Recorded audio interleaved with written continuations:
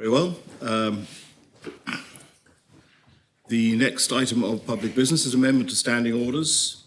The establishment of PPC subcommittee is lodged by the Privileges and Procedures Committee, and I ask the greffier to read the proposition. The States are asked to decide whether they are of opinion to make the following amendment to the standing orders of the States of Jersey with immediate effect. Chair of PPC. Thank you, sir. PPC has lodged this proposition which proposes to amend standing orders to cover the establishment of subcommittees under one term of reference. Detailed explanation has been provided in the covering report to the amendment, but I will briefly run through the detail. The committee has included specific provision for the Machinery of Government subcommittee and the Diversity Forum. The committee included these two specific subcommittees because the establishment of a permanent Machinery of Government subcommittee was agreed by the last Assembly following a proposition lodged by former Senator Tracy Valois. Provision for the Diversity Forum has been included following a request by the current Diversity Forum to ensure that a permanent subcommittee is established to continue working towards the aim of the States Assembly fully reflecting the population of Jersey and representing all of the communities and interests in the island. The committee is also taking this opportunity to include provision for it to establish other subcommittees as and when the need arises.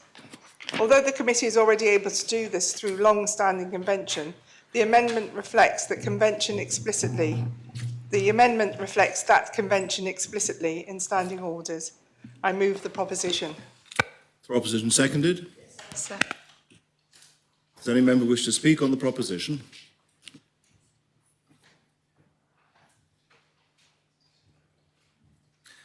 No member wishes to speak on the proposition.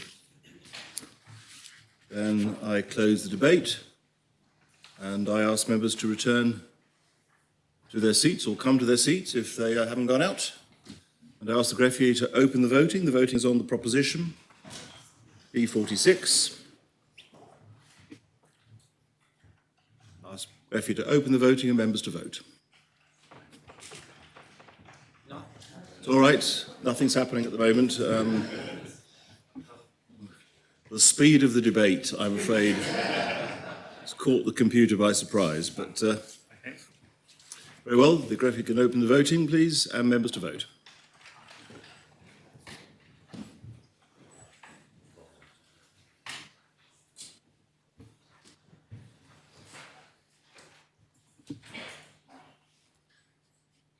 If members have had the opportunity of casting their votes, I'll ask the greffier to close the voting. Deputy Ward in the chat or any other? Very well, the proposition has been passed. 39 votes pour, no votes contre, no abstentions. The next item of public business is the financial support for local disasters lodged by Deputy Farnham. The main respondent is the Minister for Treasury and Resources, and I ask the greffier to read the proposition. The States are asked to decide whether they are of opinion that financial support should be made available to support islanders who are affected by local disasters, and in order to achieve that aim, to request the Minister for Treasury and Resources, A, to bring forward a proposition to establish this financial support, with the proposed terms of the support to be established by the Minister in consultation with the Council of Ministers and relevant stakeholders, and B, to ensure that provision is made for the delivery of this financial support in the next government plan. Deputy.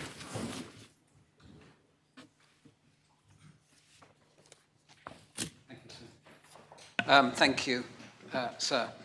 The aim of this proposition is to strengthen Jersey's resilience to unforeseen events by establishing an emergency fund to assist islanders who have been impacted by local disaster, major incident or emergency. On the 10th of December 2022, an explosion destroyed a block of flats in St Helier. 10 people lost their lives in the explosion, which occurred just before 4 a.m. The incident happened less than 48 hours after another multiple fatality in Jersey when a freight ship collided with and sank a local trawler off the island's west coast with 3 lives lost. In January of this year, sir, many households were evacuated after torrential rain caused the flooding of numerous properties in the Granvaux area. Many islanders remained displaced from their homes for extended periods of time while extensive repairs were carried out. Some islanders lost almost everything. Whilst we always pull together, sir, whilst islanders always pull together to help those in need when it comes to financial support for individuals following unforeseen events and tragedies, and whilst recognising there is already a range of powers available to ministers, I believe we lack structure and continuity in providing that important financial support and can tend to rely upon third-party contributions and generous public donations. Indeed, sir, once again, islanders have shown their solidarity with those impacted by the recent tragedies by the very generous donation to your island appeal, established in response, and I'm sure members would join in expressing their thanks to you, sir, and to your team, and all involved with the organisation of the appeals that are carried out from time to time in response to these tragedies, for the distribution and support to those affected, to the swift distribution and support of assistance to those affected by the recent tragic events. And I would stress, sir, that any emergency fund allocation established by the government should not serve to replace or impede upon the valuable and essential efforts of the Bailiffs Island appeals and other public fundraising efforts, but instead serve to enhance and improve the financial support available. If I may, sir, I want to refer to Hansard and a question brought by Deputy Luce to the Chief Minister in May of this year. Sir, excuse me. The Deputy asked, will the Chief Minister advise whether any consideration has been given by government to requiring ministers and senior civil servants to consider their responsibilities in relation to resilience with the view to strengthening Jersey's resilience to unforeseen events? And the Chief Minister answered, sir, ministers are aware of their responsibilities in respect to resilience and take these responsibilities extremely seriously, sir. I'm going to paraphrase a little bit. But, to that end, the government is undertaking work to strengthen the island's resilience in a changing global context.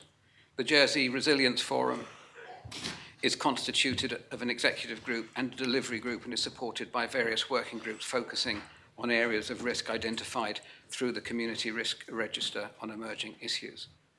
He went on to say, sir, that as ministers and legislators, we also recognise that the emergency planning powers and planning law is outdated. And I know there is a commitment there to deal with that. The government emergency fund, sir, and I've purposely not tried to specify or prescribe what it should look like or what the processes should be. And I'm disappointed to see that the comments by the minister were critical of that, sir, because in a situation when you bring a proposition, if you're too prescriptive, you're told you're tying their hands, and if you're not prescriptive enough, they say you should be prescriptive. But I don't think it's beyond the will of the government to actually take this on board, sir, and that's why I've left it purposefully open for them to give due consideration. A government emergency fund could provide the following benefits, sir. Provide more rapid response to major incidents, natural disasters, public health emergencies, and other crises that require immediate action.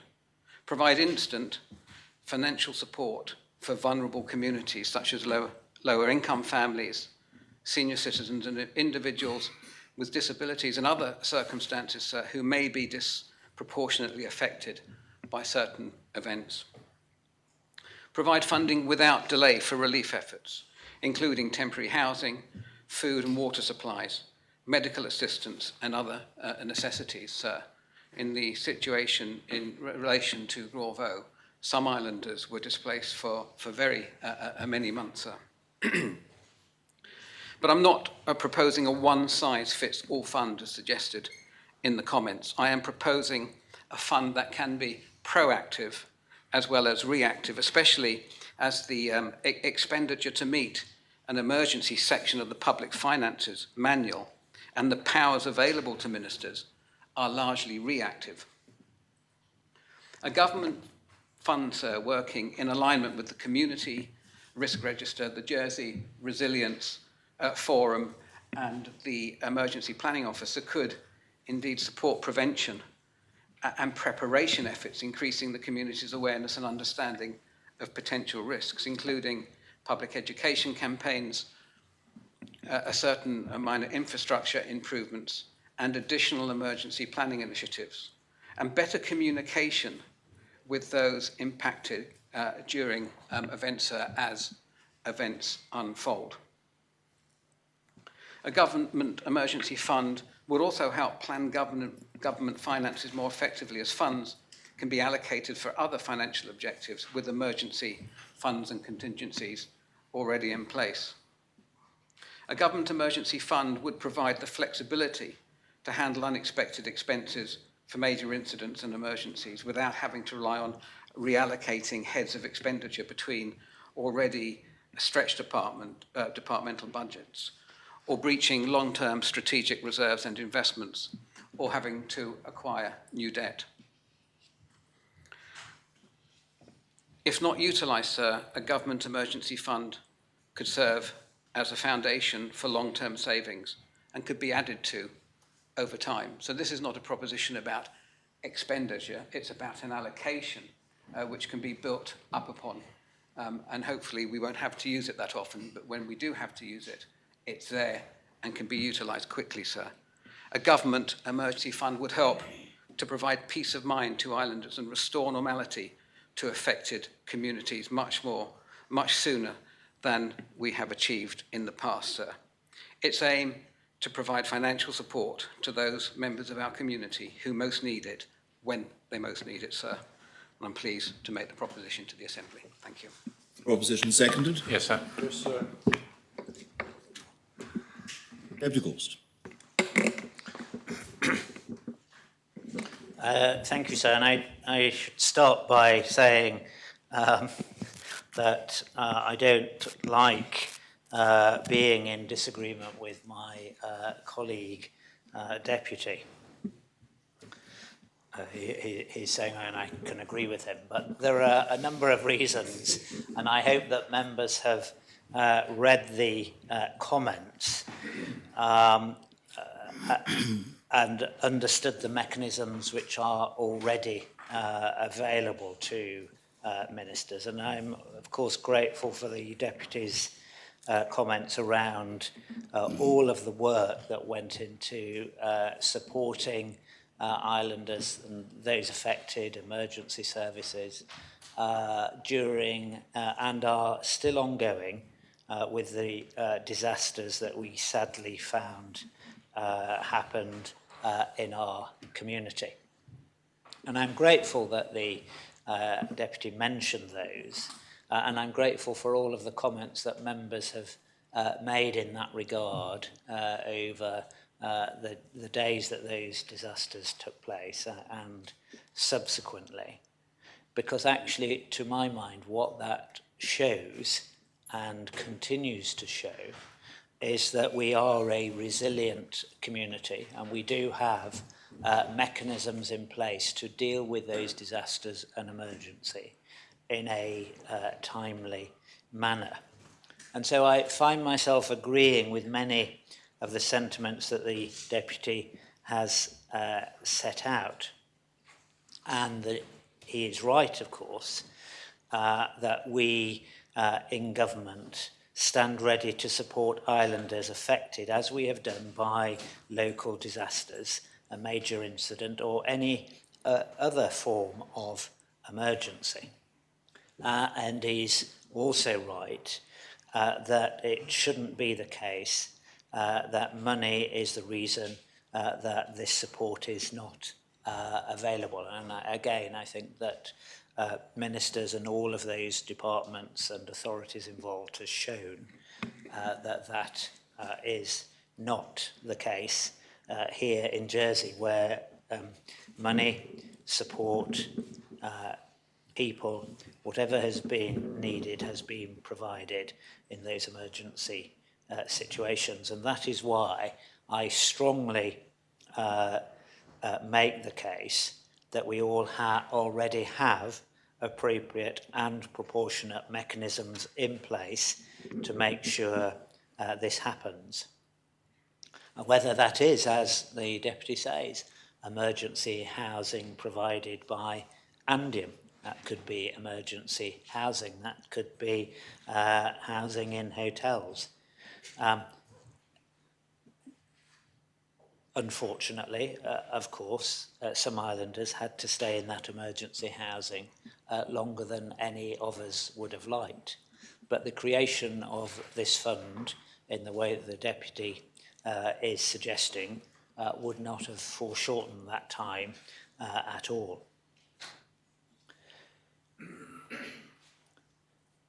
And the reason that I say that we are flexible and able to provide what I think the Deputy is wanting is that only recently we have announced, and I have provided funding for an extension of psychological support packages to all islanders affected by those recent incidents.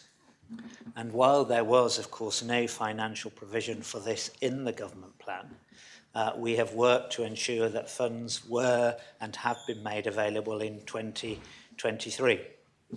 And we'll be putting ongoing funding in place for future years through the government plan process.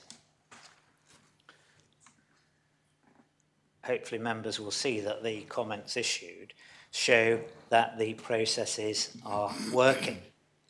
And I, for one, don't see the case for why they need changing.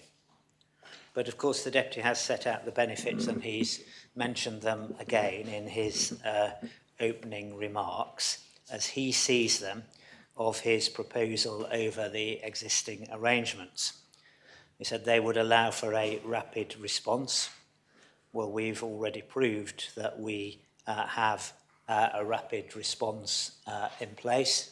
We don't need to go into the details of the rapid response in those emergencies, but it won't surprise members to know that in real time I was able to give authority for spends right across government in order to deal with the emergencies as they were happening and as soon as we were aware of them happening. That mechanism would, if we had a separate fund, would still need to remain in place.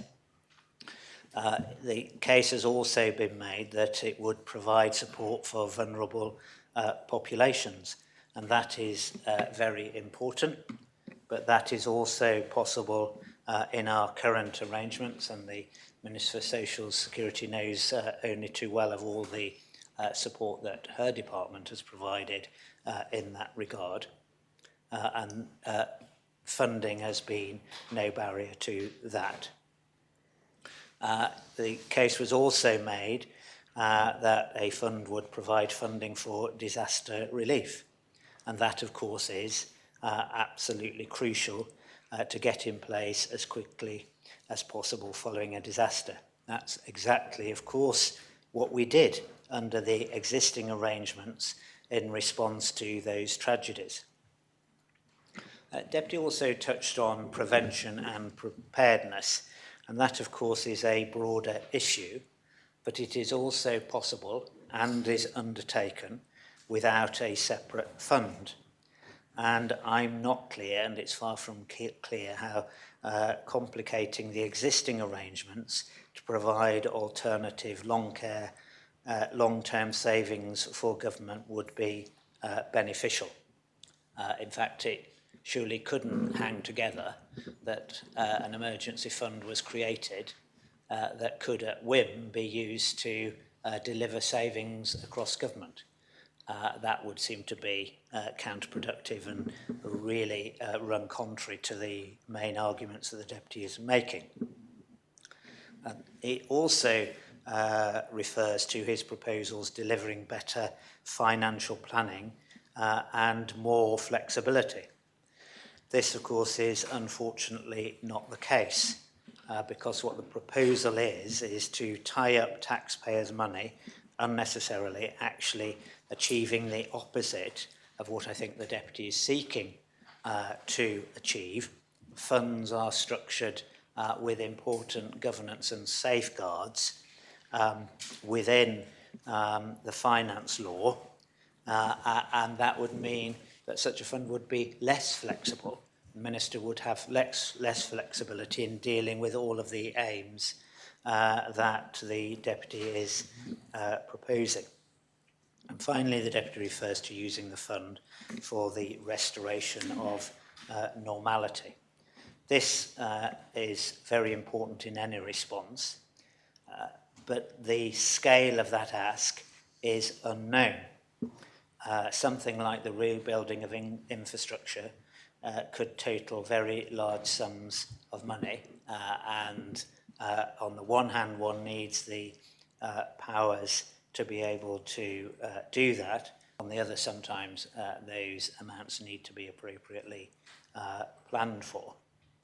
And therefore, tying up large amounts of public money in a way suggested is not a good way, in my mind, to manage public money. We already have the government plan process that can reprioritise amounts of these kinds to those efforts. As I've said, sir, I've set out in my comments the various powers that already exist under the public finance law that I and any future Treasury Minister will have at their disposal to ensure responses to disasters. And I'm not proposing to go over those again and take the Assembly's time up in covering off those very technical details. But it is really important, and I think practice has now shown it, to note that the provisions we have are flexible, and that, of course, is deliberate, because the circumstances of any disaster and the impact it has on islanders will be unique, and our response must be tailored to these. And therefore, I fear that the Deputy's proposal will actually be counterproductive. And rather than giving maximum flexibility, which I know is what he is seeking to do, and rather than ensuring that appropriate funds are in place, we could, in actual fact, find that the reverse was the case. I am, having said all this, as I think I said in the comments, happy to work with the Deputy to see how his ideas can be incorporated into our existing arrangements. But I certainly don't think it is wise, nor in the interests of meeting disasters appropriately, to add in more complication and more bureaucracy over a framework which has very recently demonstrated itself to work, as I've said, albeit in such tragic circumstances. And therefore, sir, whilst understanding the rationale for the Deputy's proposal, I ask members to vote against this proposition, but in doing so, I hope that I can continue to work with the Deputy to see what amendments and arrangements can be put in place, because we are in absolute agreement with the principle that islanders should be supported, have been supported, and will be supported when they are impacted by disasters. Thank you, sir. Thank you very much, Degost. Constable Sager. Thank you, sir. Possibly take us down a slightly different tack on this one, sir.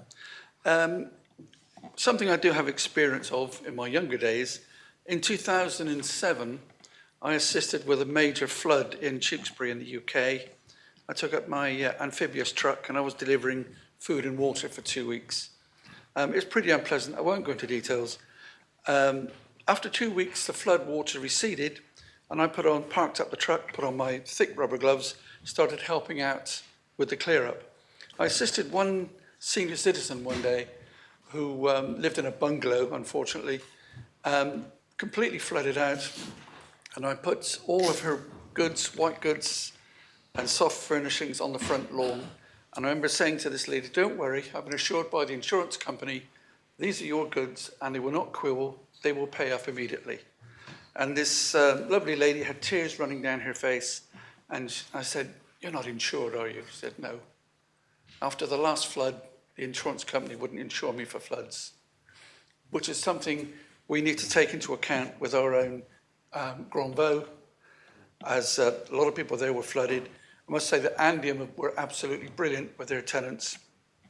Emergency services, absolutely spot on. And even my own staff and volunteers at the Parish of St Saviour were absolutely marvellous. But it's after the event we need to look after people and ensure that people are adequately covered and make sure they have adequate insurance for their homes. Thank you, sir.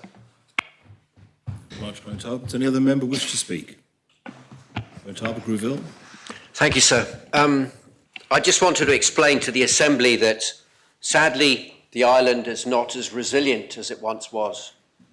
In 1978, Gorey Village flooded after frozen rain decorated our trees and all melted at once. And with our farming community reacted very quickly, my dear late father being one that helped pump out the village. In 1987, again, we had a large farming community that cut down many of the trees around our lanes. In fact, my team of 8 didn't have any courgettes to pick because they'd all been wiped out, so they helped me clear over 100 trees down to the Seymour Inn, which was a good destination to clear trees down to. But we are no longer able to supply those sorts of workforces at the drop of a hat because our farming community works throughout the summer months producing potatoes. We have very few to rely on in the stormy winter months. And I'm just saying this, sir, because I believe, and I'm going to be voting for this proposition because I think if we are to have a community that can respond, we're going to have to respond with contractors and expensive individuals who will cost us a lot of money to do the same work that we would once otherwise have done for free. So, sir, I will be supporting this proposition. Well, does any other member wish to speak? Deputy Lewis. Thank you, sir, and I'm sure we took great notice of the Treasury Minister, and none of us would disagree that I hope that the island's response to those 2 terrible disasters at the end of the last year was nothing less than we would have expected. But I'm also going to support Deputy Farnham in this because for some time now I've become increasingly concerned about what might happen and suddenly, without warning, our supply chains could break down due to further outbreaks of war or catastrophic disruptions of various sorts. Sir, our population is exposed to greater risk than ever before from such things happening, and we have a just-in-time supply chain, and I would say to members that we probably are one of the least resilient jurisdictions in Europe today when it comes to food supplies and oil reserves and that type of thing. Our ability to look after ourselves in times of emergency is challenged. I accept that that's not the proposition the Deputy has in front of us, but I just make the point that I think the government needs to take this subject more seriously, and I can't see whether Deputy Gorst has the reserves in hand to deal with these emergencies, why they shouldn't be put into an emergency fund that can be used specifically for that purpose. And I agree with Deputy Farnham, it would seem tragic to have at the last minute to take funds from somebody's already allocated budget to use for emergency work. So I will also be supporting the proposition. Thank you, sir. Deputy Barbara Ward. Thank you, sir. I would like, obviously, to say that I'm going to support the proposition by the Deputy, I think it will set out some fiscal comfort to address and support when we have incidents. I know people have been talking about the recent incidents that we've had, which have been absolutely dreadful, but let's go back to the COVID situation. That was a major worldwide incident. And if we'd have had some monies in an incident fund, we could have accessed that straight away.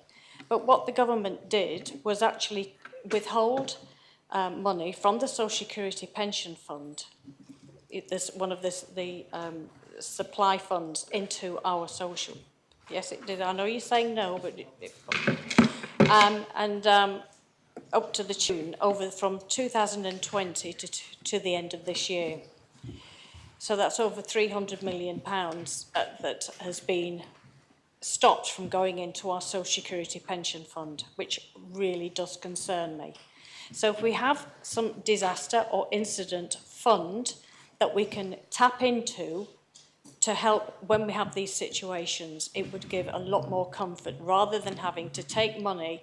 It's robbing Peter to pay Paul, basically, but taking money out of our pension fund.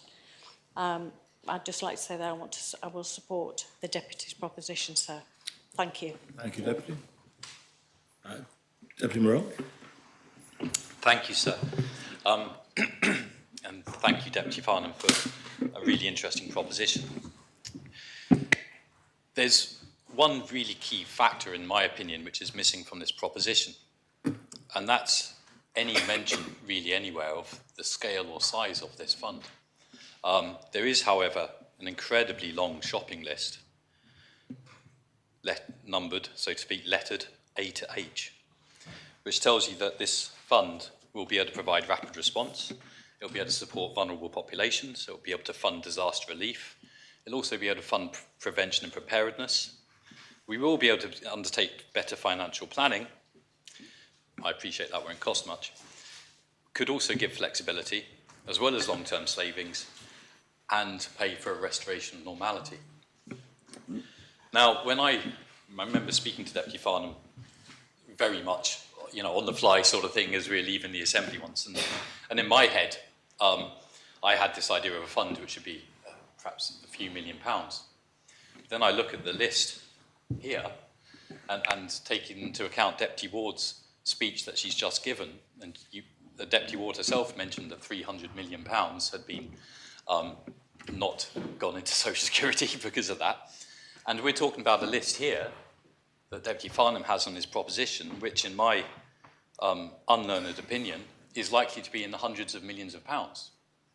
So how exactly are we, as any government, doesn't matter who the government is, how exactly are they meant to provide a fund in which scores, if not hundreds of millions of pounds, are set aside just waiting?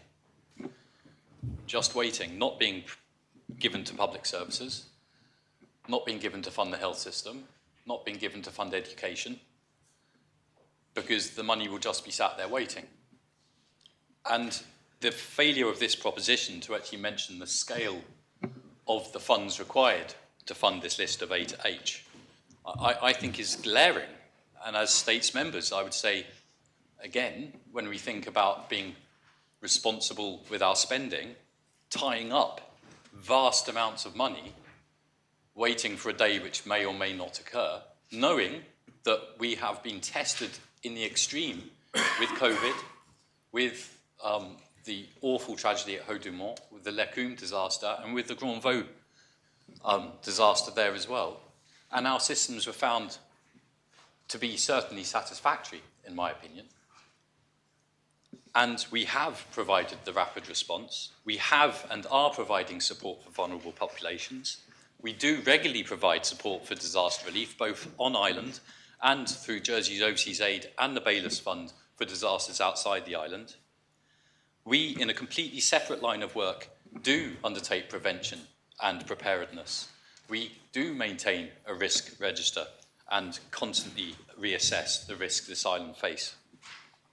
As far as financial planning, and flexibility are concerned, well, those are political debates as to whether people think financial planning is appropriately done or not. That will depend on your view of the government of the day and their government plan. But we do undertake financial planning constantly. And so if this fund is to be more than £2 or £3 million, I really feel that we need to know what that sum is before we commit to a sum of that sort of scale. And that then makes me think, hold on a sec, if this fund is to undertake all of this list of items, which is an enormous list of items, then we will need hundreds of millions of pounds set aside. Treasury Minister, I believe we do have hundreds of millions of pounds set aside in the Strategic Reserve, often known as the Rainy Day Fund. And indeed, that is our disaster and our emergency preparedness fund. It is there, it is available. I remember in that very brief conversation with Deputy Farnham, I thought, well, you could actually ring fence a small portion of that rainy day fund and say, look, we're never going to spend this on anything else. It will sit there accumulating. You won't spend it on anything except kind of disaster. And I'd still be accepting of that. But this proposition doesn't ask that. This proposition asks for a separate fund. So we'll have our rainy day fund, which has existed for decades, and we'll have a separate disaster preparedness fund, which in itself needs to be of an unknown scale in order to deal with this list of A to H. And so I just can't reconcile the two. We do need to spend today on services today. We need to fix a health system today. We need to provide the education system that islanders require to ensure we've got the economy of tomorrow, but we need to do all that today.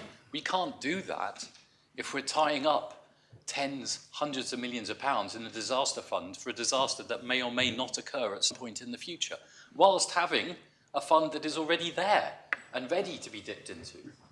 Nothing over the last 3 or 4 years where we have faced these real challenges, nothing has shown me that Jersey has been unable to face those challenges.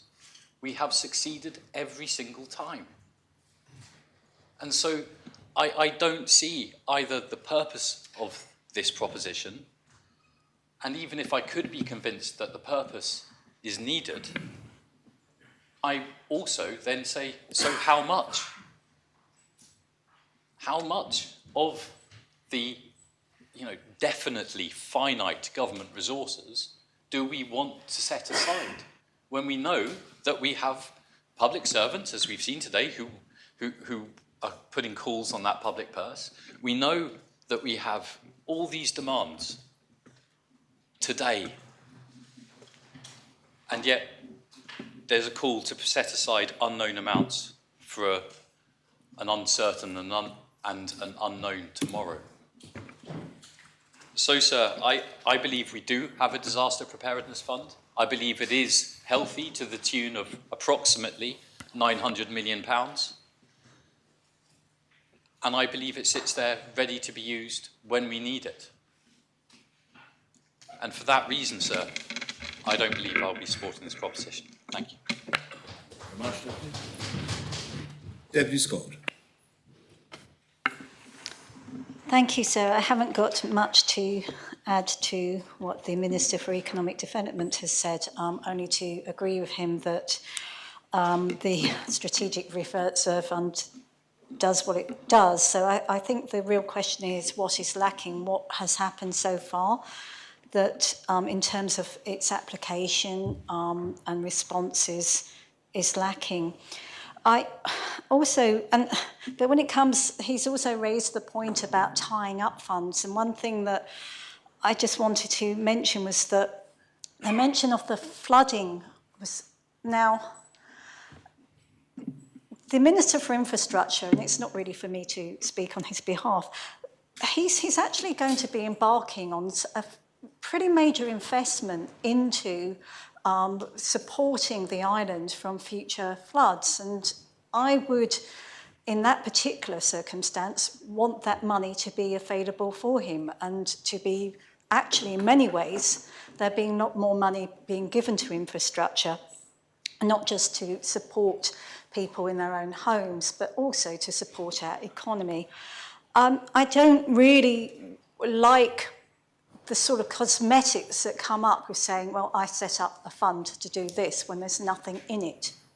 It just seems rather pointless to me, and as the Minister has said, there isn't, otherwise you've got to calculate what's going to go in it and what's, and how that's going to be put aside and retained. And the retention of a fund, whatever money is in it, it's also a fair point, as is the Strategic Reserve Fund.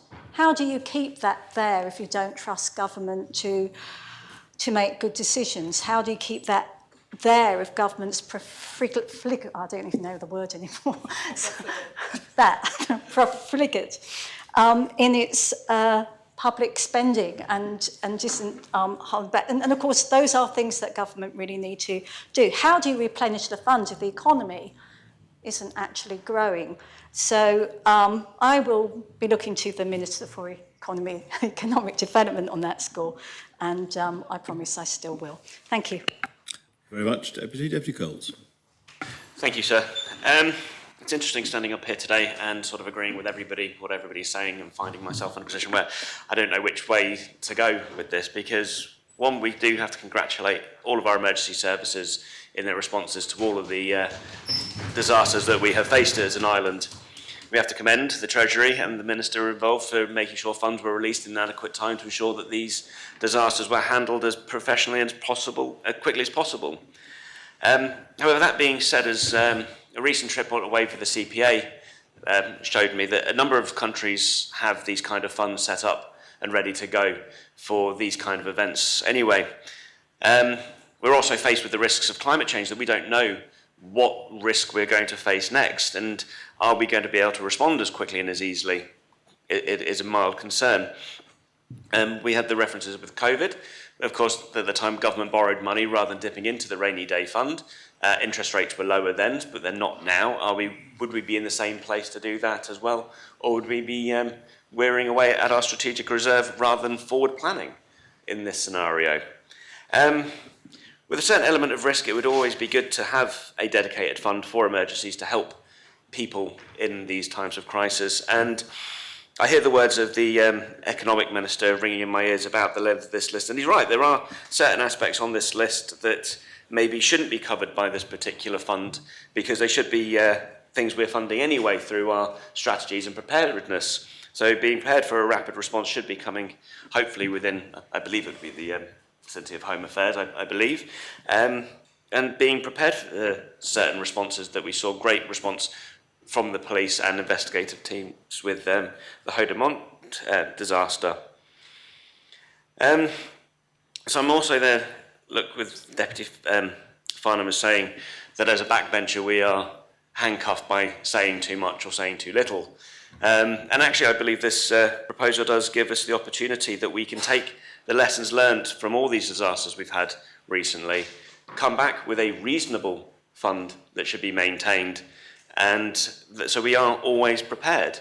I mean, sir, and again, thank you, sir, to your fund that's set up to help the people of this island, but unfortunately, if we are going to continuously rely on charity, at some point that might also let us down. So there is a gap there that I do believe should be filled. So though I don't believe that this fund would take away from anything that we have done and proceeded further, I think it would just add a little air of security for us, and therefore I will be supporting this proposition. Deputy Tanya. Thank you, sir. I don't believe this fund that Deputy Farnham's seeking to set up is a cosmetic exercise. The implication there is, of course, that he's only doing this to try and look good, but actually there will be no money in the fund that's set up. I hope that wouldn't be the case.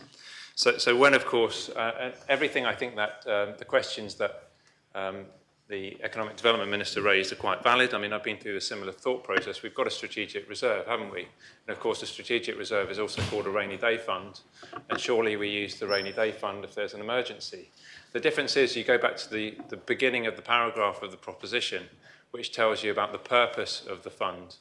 And it is that to give financial support and to make that support available for islanders who are affected by local disasters, and in order to achieve that, to request the Treasury Minister to go away and set up this fund. So that's the purpose of the fund. At the moment, there isn't a guarantee that the Strategic Reserve would be allowed to provide that kind of funding for victims of disaster. It most certainly wouldn't be allowed to be used for that kind of purpose.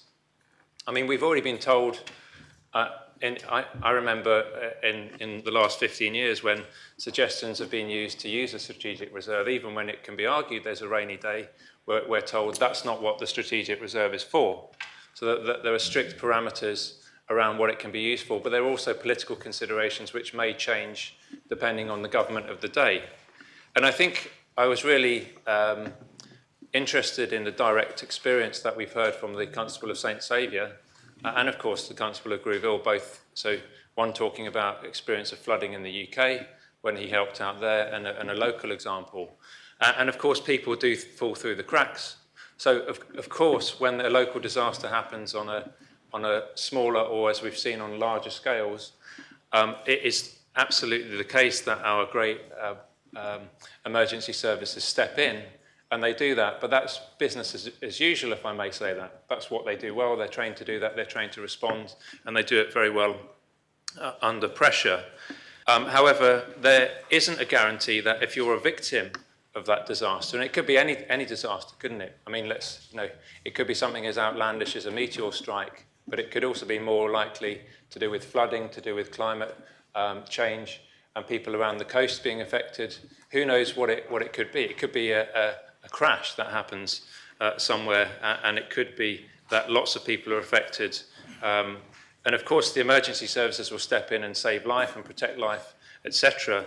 But there are other considerations that need to be made in that. So I'm very much open to this new fund being set up. I think what then has to be asked is, of course, how much goes in that fund. That's the question that the Economic Development Minister asked. And I put it back to them, that becomes a matter for ministers. So the establishment of this fund, if we want to do it, to have foresight, and I would say that one thing Jersey has always done well is to plan for the future and also to plan for the unexpected. And this isn't the same, I would say, as a strategic reserve.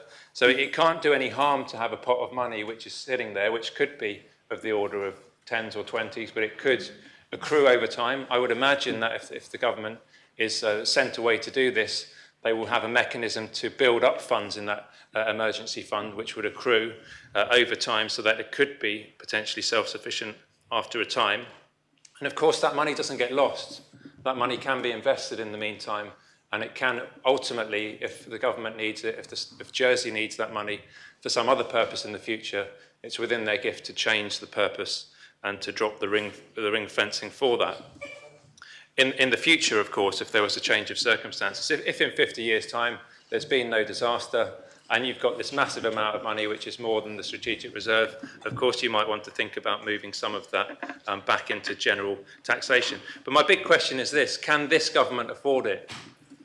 Can this government, with its perpetuating its bankrupt economic model, which sees preferential tax rates given to the super wealthy, which sees people in Jersey who've got so much money that they've got nothing else to do but buy 3-digit number plates at an auction and spend hundreds of thousands of pounds on that, where they're clearly crying out to pay more tax, where we allow people to move over to the island and pay a minuscule amount of tax whilst other people are effectively paying well into the 20% when you include all the indirect taxes.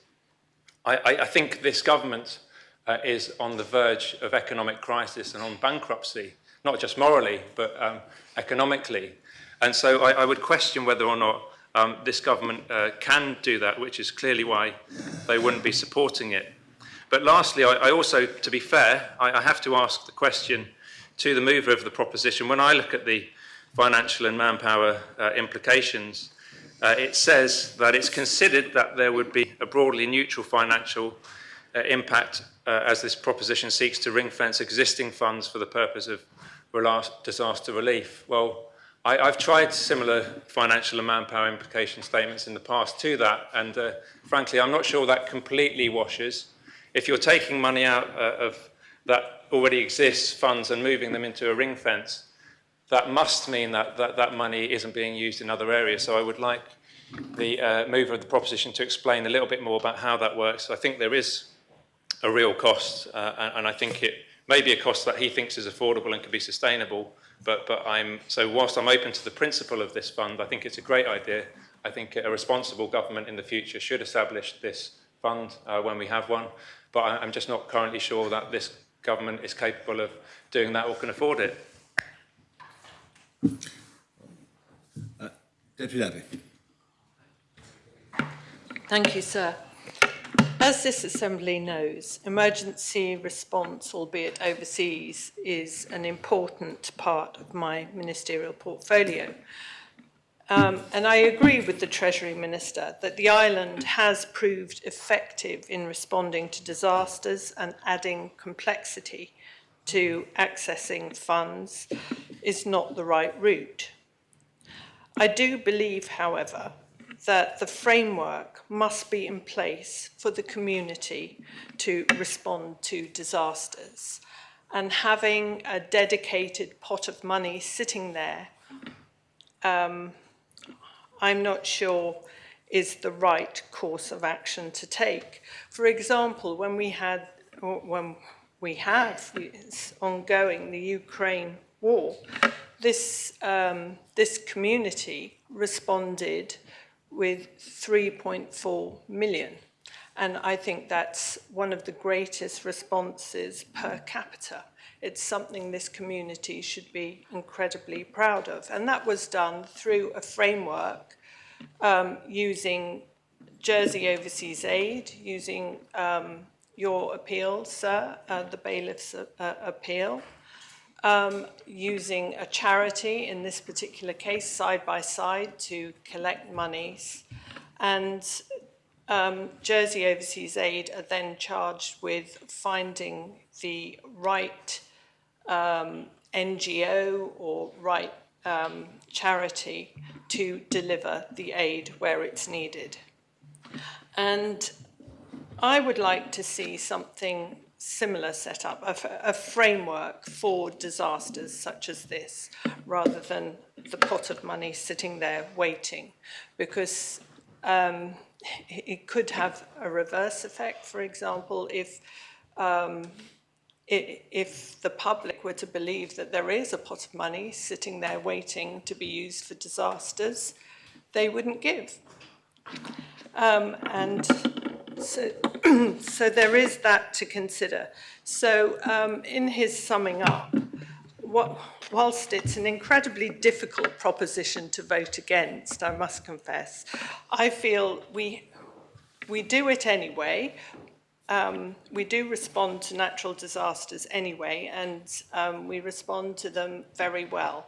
However, I would like to see, and I think it's happening now, is a framework and a better mechanism be set up. And I'm sure Deputy Farnham would be prepared, as the Treasury Minister said, to sit around the table and work out how best that framework would look like. Thank you, sir. Deputy Reddick. Thank you, sir. I felt very demoralised there for a moment listening to Deputy Tadyer and considering the moral bankruptcy of the government and the financial bankruptcy. And it was only when I remembered that, of course, we have increased tax allowances, increased benefits above inflation, increased the minimum wage, and I suddenly thought, I can't quite see where that bankruptcy is coming from, financial or moral. I can see where this proposition is coming from, but I endorse everything that Deputy Morell said in his comments, and would also pick up on something Deputy Scott said, which was to ask where is the proven need for this fund? And I think they've been listening carefully to the speeches that have been made so far, and there's been a lot of talk of hypothetical situations where we might need a fund of some description, but there has been no demonstration of any situation where we have failed to meet the requirements that the community would legitimately expect of this government. In fact, quite the contrary, people have fallen over themselves to point out exactly how successful we have been in that regard. So the first requirement for anyone bringing a proposition of this type, I believe, is to demonstrate the proven need, the failure, the thing that we are trying to correct. And I do not see it. I don't see it from the speeches that have been made. I don't see it in the proposition itself. Deputy Morell raised an interesting point about the size of the fund and the fact that it isn't specified. And this is a key point because we have two different scales of operation here. We have, on the one hand, a strategic reserve which is designed to cope with the very biggest disasters. It's in place. It should only be touched for the very biggest disasters. In every other situation, we have a flexible ability to respond that has been proven to work every time that it's been needed, and we have a system that's in place and is working. The point was raised that it can't do any harm. It can do harm. It does have the potential to do harm, but as several ministers have pointed out, it ties up money in a fund that would not otherwise be accessible. That is what the strategic reserve does. It ties up money in a fund that we cannot access. We don't want to access it, we want it tucked away, but we don't want to keep adding funds that tuck money away that cannot be used for any other purpose. It is not an efficient use of resources. And I did contemplate the fact that we do indeed have some hypothecated funds that are not the strategic reserve. We have the Climate Emergency Fund, of course, as one example. The key difference with a fund like that and with other similar hypothecated funds is they are set up to meet a proven outflow of money according to a known schedule. We know what the income to that fund is and we know what we're spending it on. It is ring-fenced for that purpose. It is not there as a kind of, oh, we could dip into it in certain circumstances yet to be defined in the future. That is not something that we use those hypothecated funds for. The Constable of Greville was one of those who raised questions about the lack of resources that might be available. And the key point, I think, to make here is there is no new money available. There isn't going to be. If we create this fund, it doesn't magically create extra money that will suddenly become available for something that we have previously been unable to do. We will simply be reserving a bit of current government income, putting it in a place where we can't reach it except in certain designated circumstances. So we are not creating some new facility here, some new resource. We're simply creating a set of rules around an undetermined amount of money that, for which, as I say, I think the key point is that there's been no need for that yet. And I can't see that anybody has specified a situation when it would be required.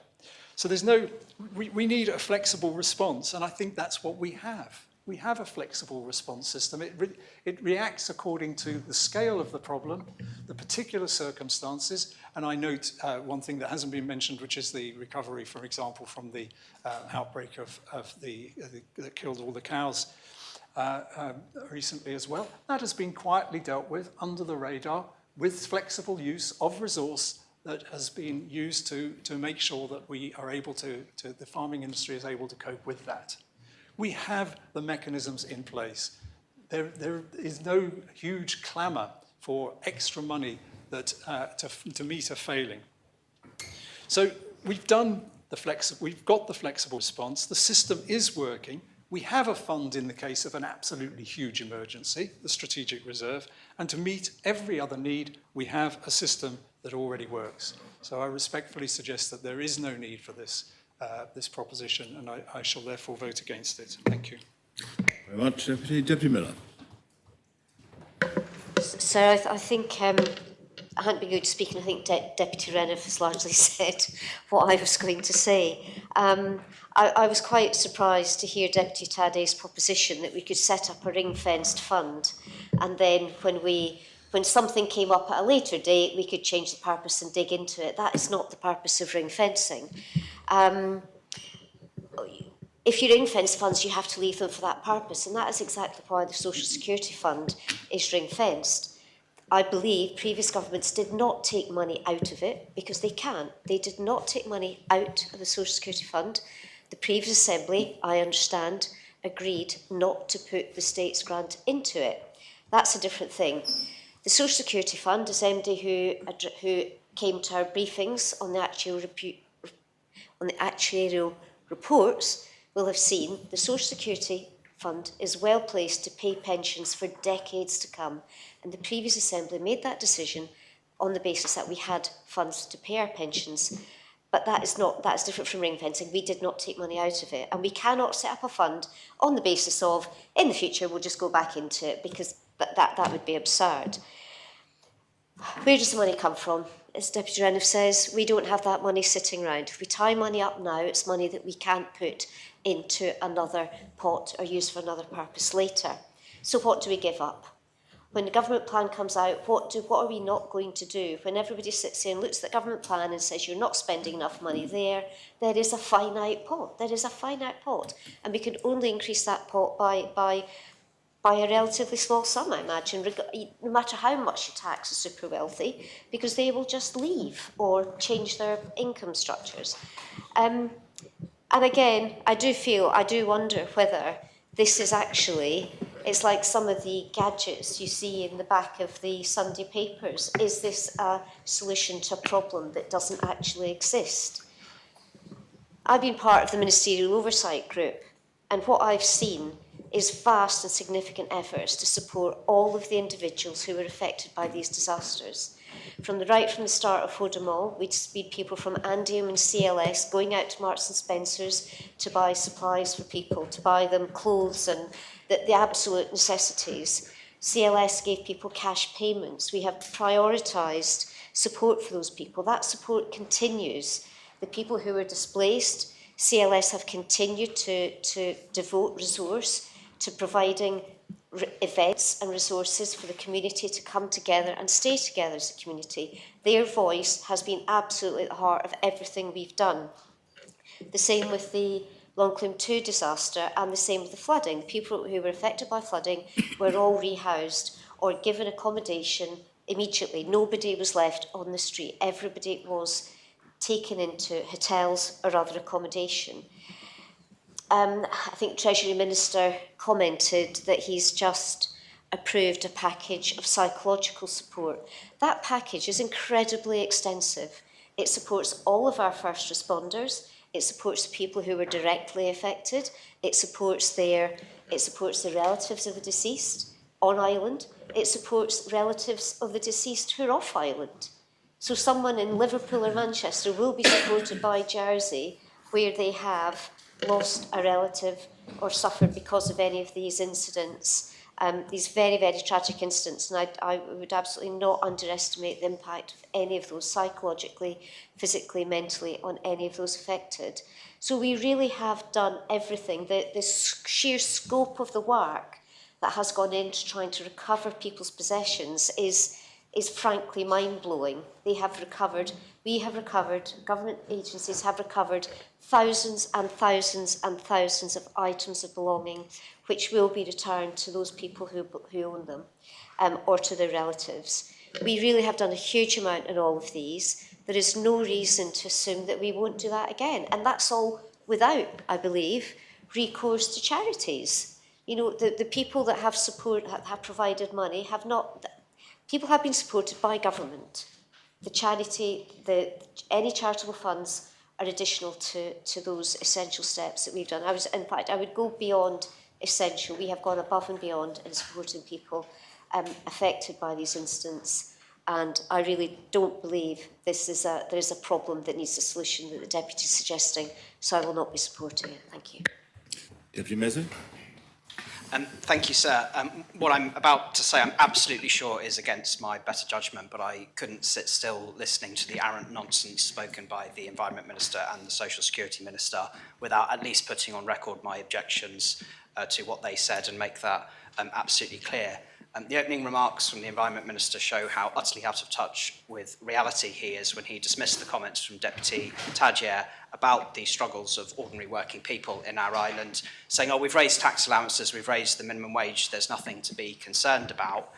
That is an example of the moral bankruptcy that Deputy Tadyer was referring to, because the facts are clear before us, compiled by the Independent Statistics Unit, that in the last year, the real terms earnings of islanders has fallen by the greatest amount since their records began. He may think that that's something to consider no big deal, but I can assure him it is something to consider.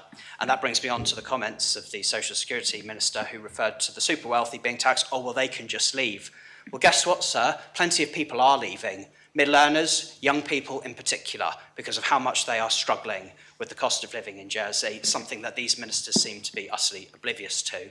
And so because they're oblivious to that, I can't really accept their judgment on many other issues, which is why it has led me to the conclusion, as someone who was sat on the fence of this matter before, that I'll vote in support of Deputy Farnham's proposition. Very much, Deputy. Does any other member wish to speak on the proposition? No other member wishes to speak. And I close the debate and call upon Deputy Farnham to respond. Thank you, sir, and of course, thank you to everyone who have spoken, sir.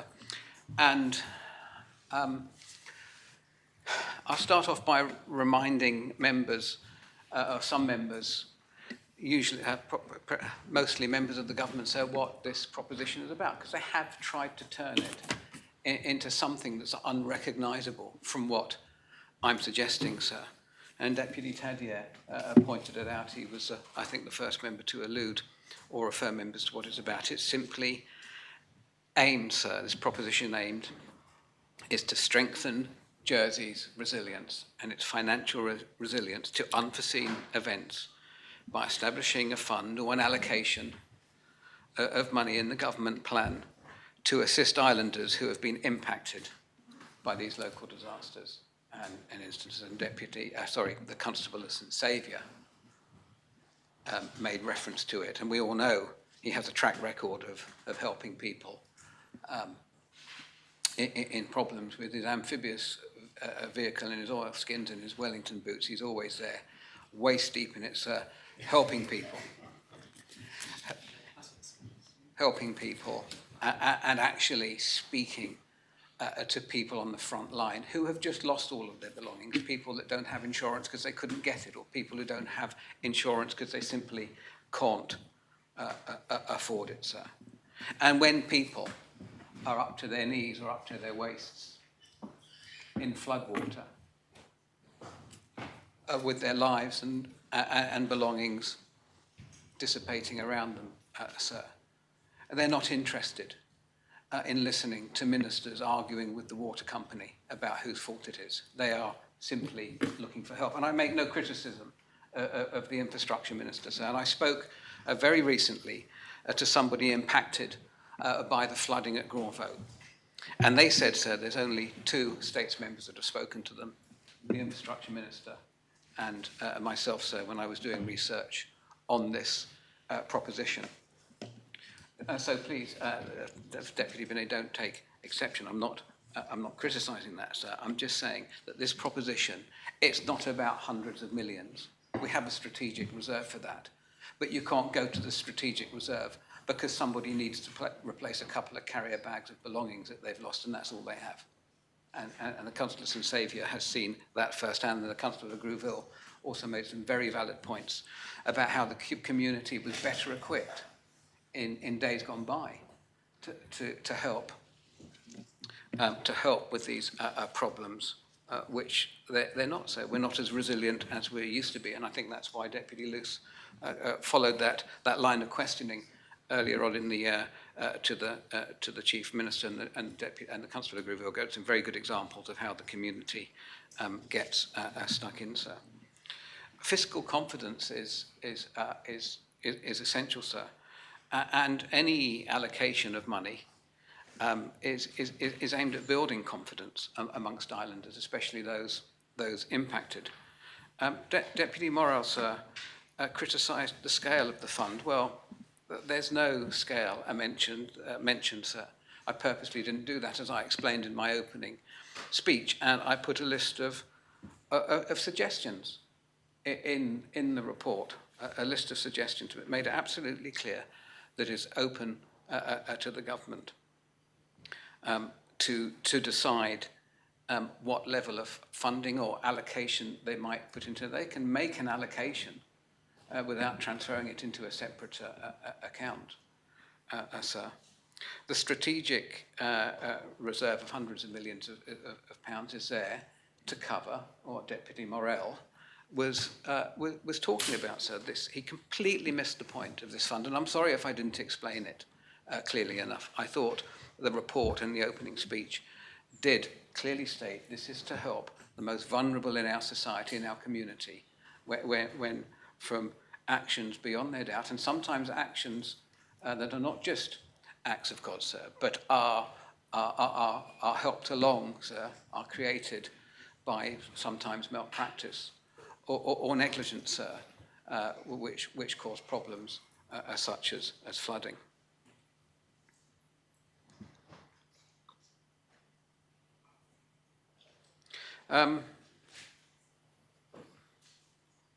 Deputy Tadeo raised very valid points. He actually, I think, he read and understood the proposition. And the fund, so again, it's up to the ministers. A number of ministers spoke as if the terms of the fund had already been agreed. Of course it hasn't. It's completely flexible, sir. It's actually this proposition is here, sir, to improve what is already in place. And I accept what we have in place is not terrible. It's good. It's generally very good. We are fortunate to be in a very strong financial position. We're fortunate to be able to step in and provide the financial support when we need it. But there are gaps, and this seeks to plug some of those gaps. Mainly the gaps that leave the more vulnerable, the less well off in our society, wanting short or without, sir. And I do praise some of the help that Andium gave and the island gave with the flooding at Granvaux, sir. Some islanders had to stay, I think, for up to 6 months in hotel room. Family of 3 in a single hotel room for up to 6 months, provided by Andium. But, sir, they still had to pay their rent of their accommodation that they weren't able to live in because they were being put up and paid for. Well, that might be fine. I don't know.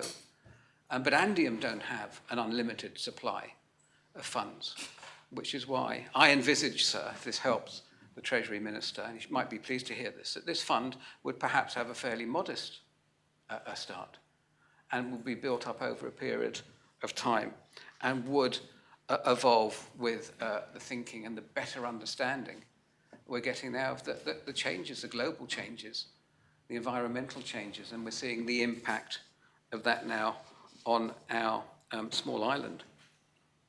Treasury Minister called my proposition counterproductive, but I stress again, it's meant to be productive. It's meant to improve what is already in place and get an allocation in place, a small financial allocation in place, and then the government can develop a good process around it. That reminds me to answer the question that Deputy Tadeo asked in relation to finance and manpower returns.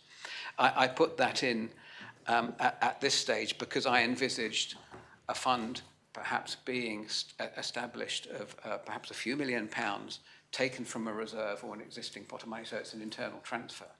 When the government came back with the detail, that's when the financial and manpower implication detail would be required.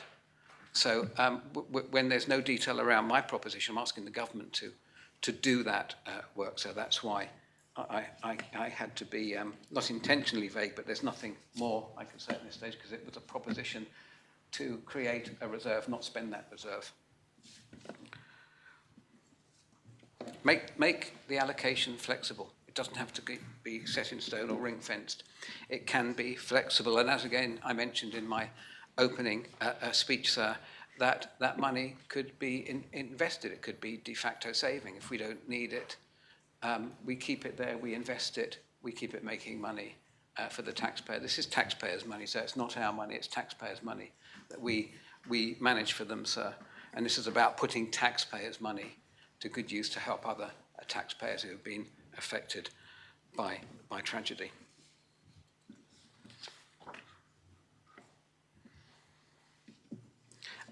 Deputy Labby, who does an excellent job in her role as Minister, and the States member responsible for overseas aid. And she quite rightly said a framework must be in place.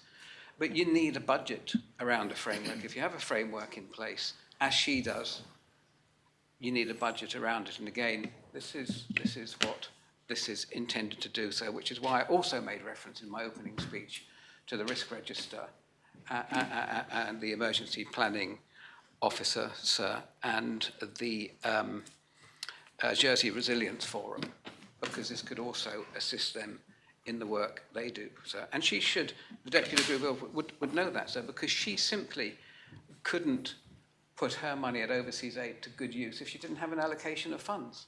She's got the framework, and she's also got an allocation of funds to work from. And how could she do that if she didn't have that allocation of funds? And she had to go to the strategic reserve or come to the States or council of ministers every time she needed to make the really good grants that she does make, sir, along with her committee, to those in need, those facing sometimes not dissimilar tragedies to what we face here. So that's why we need a budget, sir. And I thank Deputy Mezek for saving me a couple of minutes by dealing adeptly with Deputy Reniff and Deputy Miller's comments.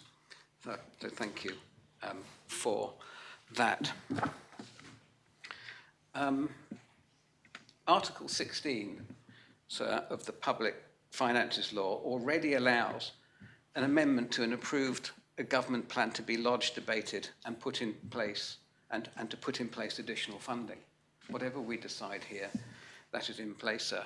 And because that is the case, then there can be absolutely no disadvantage to us getting one step ahead by allocating funding in the next government plan and being properly prepared for when, so not if, but for when we need to act. And by approving this proposition today, by establishing an emergency fund with robust processes, full flexibility, the government has a clean sheet of paper to put something together that's really good and answers all the questions that they have asked and didn't seem to understand. Put all those in place. A fund that can be both proactive, sir, in terms of greater education, greater awareness to islanders of the risks and the challenges we face in the changing global environmental context. And by doing that, sir, we are putting ourselves on the front foot to provide the appropriate support to islanders, usually less off islanders, sir, and those islanders who are more vulnerable to this kind of thing and who are most in need when tragedy strikes. I'll repeat again, sir, just to make it absolutely clear, the aim of this proposition is to strengthen Jersey's resilience to unforeseen events by establishing an emergency fund to assist islanders who have been impacted by local disaster, major incident or emergency. It would be in place, sir, to provide instant financial support for vulnerable communities, such as low-income families, senior citizens, individuals with disabilities and other circumstances that make them more vulnerable, who may be disproportionately affected by these emergencies, sir. I think this Assembly needs to be more caring and more in tune with the needs of the people who are in these unfortunate positions, sir. And to that end, I make the proposition, sir, and I ask members respectfully to support it, sir, and ask the government to get on and do this work, sir, for the good of islanders. Thank you. Do you call for the appel, Deputy? Very well. I ask members to return to their seats. The vote is on P51. I ask the greffier to open the voting.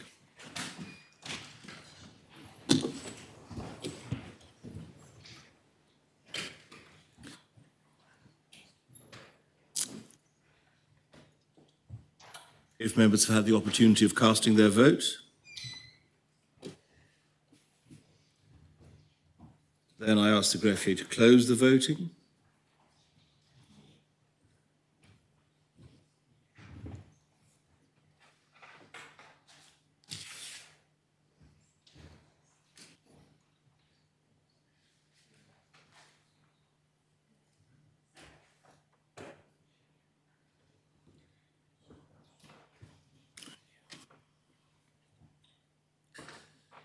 The proposition has been defeated. 18 votes pour, 27 votes contre, no abstentions. Move the 18, please, sir. 18, yes. Those members voting for the Clontarf, St Helier, St Martin, Rouville, St Juan and St Saviour, and deputies Hadier, Luce, Lehegara, Owls, Farnham, Mesick, Coles, Porray, Catherine Curtis, Feltham, Kovac, Barbara Ward and Ogwall. Very well. The next item of public business is the draft Financial Services Amendment of Law No. 6 Jersey Regulations, lodged by the Chief Minister. The main respondent is the Chair of the Economic and International Affairs Scrutiny Panel, and I ask the greffier to read the citation.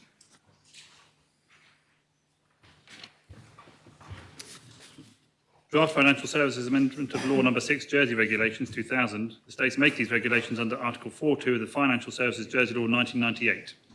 Chief Minister. Sir, Deputy Miller is the rapporteur. Thank you very much. Deputy Miller. Thank you, sir. Thank you, Chief Minister. Sir, the draft Financial Services Amendment of Law No. 6 Jersey Regulations, together with the draft Financial Services Amendment of Schedules to the Law No. 3 Jersey Order, which have been lodged as part of a legislative package, have been lodged to bring in certain enhancements to Jersey's investment business regime as put forward by the Jersey Financial Services Commission. I should just clarify that only the draft regulations require the approval of the States Assembly, as I'm sure members will understand, but both should be looked at together as a package. It's a consequence of a legislative technicality of the Financial Services Jersey Law 1998, which will be amended by the regulations, that the changes have been delivered in this way. No formal approval of the draft order is required. The draft regulations will enhance Jersey's regulatory regime for investment business in 3 ways. First, they clarify and align definitions used in Jersey's regulatory investment business regime so they are consistent with definitions used in international rules for regulated investment business. Secondly, they provide better consumer protections by introducing regulation of the activity of arranging, which happens where certain retail financial products or investments are introduced to the consumer or set up for the consumer by a third-party provider who operates as a business and who benefits commercially from this activity. So I'd emphasise that this is about consumer investing and not high net worth or investing by sophisticated and expert investors. Thirdly, they allow for Jersey to adopt in the future a regulatory framework for any provider operating an investment exchange such as the London Stock Exchange in Jersey, and introduces provisions for this to be a new form of regulated investment business activity. This will allow the Commission to start to build a regulatory framework around this activity with relevant industry participants in anticipation of an exchange wishing to operate in Jersey. The draft regulations and the associated draft order have the support of our industry. The changes have been long rehearsed and discussed and have been awaited by industry, and the Commission has consulted extensively on the drafts. So the draft regulations will ensure Jersey's investment business regime remains fit for purpose and aligned to international standards and, importantly, will give new protections to consumers who are investing in Jersey's retail investment market. So I propose the principles. Principle seconded. Yes, sir. Does any member wish to speak on the principles? Deputy Scott. Sir, just to say that the Economic and International Affairs panel is always very conscious that not to keep having government-produced red tape that puts an additional burden on industry. So we do separately make contact with industry to understand if the government consultation has been satisfactory to them and the result.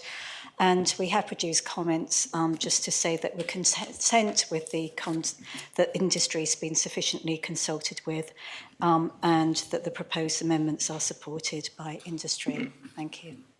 Thank you very much. Deputy, any other member wish to speak on the principles? No other member wishes to speak on the principles? I close the debate and call upon the Minister to respond.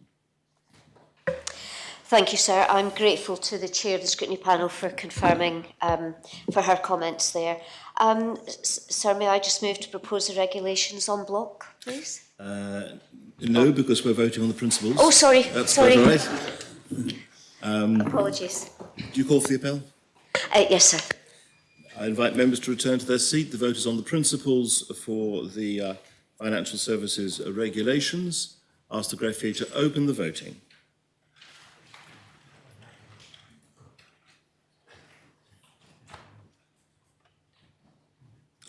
If members have had the opportunity of casting their votes, then I ask the greffier to close the voting.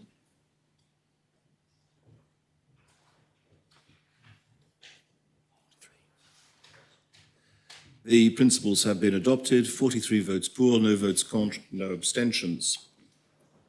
Does your scrutiny panel wish to call the matter in? No, sir, thank you. How do you wish to deal with the matter in second reading? Then, Sir, may I propose the regulations en bloc, please? well, are the regulations seconded for second reading? Yes, sir. Does any member wish to speak in second reading? Very well, I close the debate. Those in favour of adopting in second reading kindly show. Those against? The regulations are adopted in second reading. Do you propose in third reading? Yes, please, sir. Are they seconded for third reading? Does any member wish to speak in third reading? If no member wishes to speak in third reading, I close the debate. Members in favour of adopting in third reading, kindly show. Those against? The regulations are adopted in third reading. The next item is the draft cold weather bonus and payments, miscellaneous amendments number 2, Jersey regulations, lodged by the Minister for Social Security. The main respondent was the chair of the Health and Social Security Scrutiny Panel, and I ask the greffier to read the citation. Draft cold weather bonus and payments, miscellaneous amendments number 2, Jersey regulations 2000. The states make these regulations under Articles 8 and 18 of the Income Support Jersey Law 2007 and Article 4 of the Social Security Bonus Jersey Law 2014. Minister. Thank you, sir. Sir, members will recall that last year, as part of the mini-budget, it was agreed to provide a £70 a month guaranteed heating supplement to households that qualified for either the cold weather bonus scheme or cold weather payments under income support. The payments were guaranteed for a 6-month period running from October 2022 up to March 2023, which was a total of £420. The normal procedure, whereby the temperature each month determines the payment being made, was temporarily overridden to provide these guaranteed payments. Comparing the £420 received with the temperatures actually experienced last year, and therefore what would otherwise have been paid, the recipient households receiving the payments were better off by £155 and also had the certainty of payments being made at an agreed amount for each of those 6 months. Although energy prices have stabilised in the last 12 months, they remain well above previous levels. An announcement has already been made by Jersey Electricity that their prices will rise by 12% from January 2024. In light of the success of last year's scheme, I propose to provide the monthly £70 allowance for a further 6-month period running from October 2023 to March 2024. The regulations that I'm proposing follow the same format as last year. The £70 monthly amount will override the normal temperature calculation over the 6 months. The regulations then return the temperature calculation to its normal formula, taking account of the increase in the fuel element of the retail price index in setting the rates for the 2024 to 2025 winter. These payments are well targeted to low-income families who are responsible for their own heating costs and are provided at a time of year when heating costs are likely to be highest. Sir, I propose the regulations and I hope that members will support them. Thank you. Are the principles seconded? Sir. Does any member wish to speak on the principles? All members in favour of adopting the principles kindly show. Those against? Does the scrutiny panel seek to call the matter in? Deputy Ward? No, sir. I think it's welcome. Thank you, sir. Very much indeed. How do you wish to deal with the matter in second reading? Block, please, sir. Are they seconded for second reading? Yes, sir. Does any member wish to speak in second reading?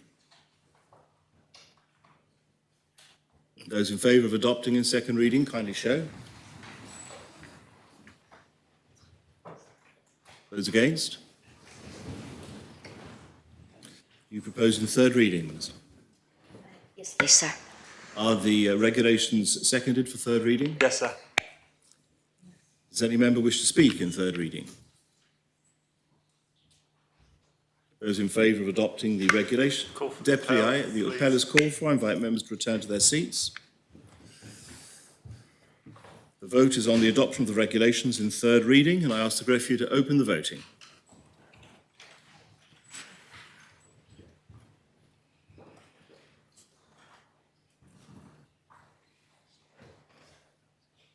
If members have had the opportunity of casting their votes,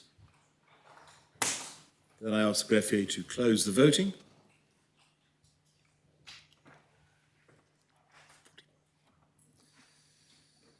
The regulations are adopted in third reading, 45 votes pour, no votes contre, no abstentions.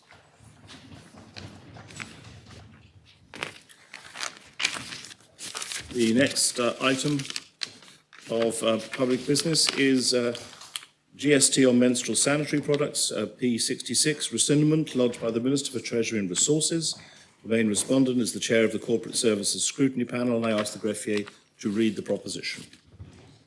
The States are asked to decide whether they are of opinion to refer to their Act of the 28th of April 2022 and agree to rescind their decision to exempt goods and services tax from menstrual sanitary products and continue the implementation of a scheme by the Council of Ministers to provide free products to those who need them. Minister. Thank you, sir. I intend to respond to this proposition as a matter of principle, as I would on any call to zero rate any kinds of goods from GST. In April 2022, the last Assembly debated the issue of period poverty, desiring to make its views on that subject clear for the incoming Assembly and Government. The Assembly at that time, of course, voted to zero rate period products for GST. Some who were there for that debate recognised that zero rating would not tackle period poverty. At most, retail prices might have reduced by 4.8%, all other things being equal, which was never, of course, likely to be the case. The new Assembly and Government came along within weeks and acted quickly to tackle the cost of living crisis, which had continued to grow through the first half of 2022. As part of her first actions in office, the Chief Minister instructed officers to get on with the business of making period products free for those who could not afford them.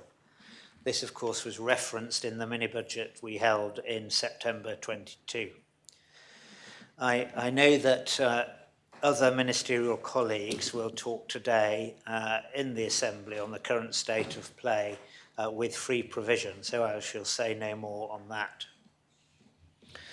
In the light of this action, conclusively to end period poverty, the government's proposed government plan for 23 to 26 stated the government's intention not to zero rate period products retailed commercially.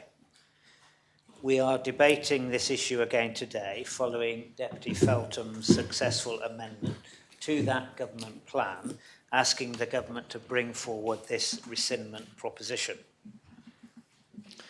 So I've always defended Jersey's long-held tax policy principles, and they were subject to some questioning this morning, which we now set out every year in government plans.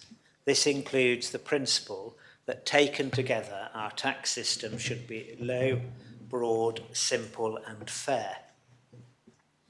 GST, more than most taxes, works well in smaller jurisdictions like Jersey when it remains low and broad, as it does, for example, in New Zealand. We have a rate of 5% with very few exceptions. This makes the tax simpler to operate for retailers at minimal cost, and it makes it simpler and cheaper to administer for government. We simply cannot afford, nor would it be the right policy intervention, to import the complexities of the UK VAT system, which of course is based on the EU VAT system. Zero rating, in my view, seldom helps people who really need most help. At best, it might stall the next price increase. Since that debate, evidence emerged in November 22 from the UK that zero rating of period products had not resulted in price reductions. The Tax Policy Associate said this: 5% VAT, because of course we know in the UK there are varying rates of VAT, 5% VAT applied to tampons until January 21, then it was abolished. Many were hoping that the savings would go to women in reduced tampon prices. Their analysis, the analysis of ONS pricing data showed that no more than 1% of the VAT saving was passed on to consumers. The rest, and very possibly all the saving, was retained by retailers. History tells us that reductions in consumption taxes are seldom passed on. In this case, I would expect that to be so, because zero rating one product in this way would complicate accounting systems for retailers, who are in many cases used to charging GST on all of their sales, and they would face new compliance costs and would want to recover them. I, of course, sir, acknowledge that one mutual trading company has quite clearly said that it would pass on the tax saving to its members. That, of course, is no guarantee that retailers generally would pass on that saving, nor is it a guarantee that there would not be other inflation increases or price increases by that trader either. It would also be impossible to know whether they did pass on savings or not without the sort of macroeconomic analysis, which we don't do, but which was undertaken in the UK. Of course, we know that another retailer has told States members that zero rating products, such as period products, provides little to no benefit to the consumer. So I don't want to labour the point. In Jersey, instead of zero rating period products, we've had the debate about food previously. We make sure we look after those who cannot afford to buy them. And that is the fair thing to do. For period products, the Chief Minister has introduced a process that will provide them free for those who cannot afford to buy them. And therefore, and for those reasons, I ask members to continue to support our low and broad approach to GST in line with our long-standing tax policy principles. And I can do so in the knowledge that this government have tackled period poverty head-on, and that this is the right approach. Thank you, sir. Is the proposition seconded? Chief Minister. Thank you, sir. I'm grateful to the Treasury Minister for bringing this rescindment, as was requested by the Assembly following Deputy Feltham's amendment. And I wanted to speak immediately following the Treasury Minister, because there have been several pieces of public commentary in recent weeks regarding this proposition and the government's policy on access to period products. Some allegations have been aimed against me, which, if they'd been made in this Assembly, would be unparliamentary and would need to be withdrawn. The same requirement to withdraw those comments doesn't apply outside the Assembly, but of course that doesn't make those allegations accurate or representative of the policy that I have consistently followed in respect of supporting access to period products. I, of course, understand, sir, that some members will seek to present my position in a manner that best suits their own agenda. So, no matter how that relates to the reality, that is sometimes the unfortunate nature of politics. I'm pleased, however, sir, that today provides the opportunity to restate my position and to correct misrepresentations made by others, and perhaps they might do us the courtesy of an apology. My focus in respect of this issue has always been on supporting the accessibility and the affordability of these products. I have said before that menstrual products are not luxury items, that periods are not opt-in, and that we need to do better. My position, sir, hasn't changed. As a backbench member in April 2022, the only means open to me to support my objective was to propose the removal of GST from period products. The government at the time weren't proposing any comparable alternative policy other than funding for free menstrual products in schools, a move that, whilst welcome, did not address the broader issue of accessibility and affordability. During the debate on P66, support began to be expressed for period products to be made available for free, a proposal that I, of course, fully supported, as I made clear at the time, but was in no position at that time to enact. There was also no firm or deliverable commitment from the previous government to provide these products for free. So, to achieve my goal of making them more affordable and accessible, I had to proceed with my proposition. I was, of course, delighted to see it approved by the last Assembly, delivering a 5% reduction in the cost of menstrual products. But since that proposition was debated, the political world has, as we all know, changed significantly.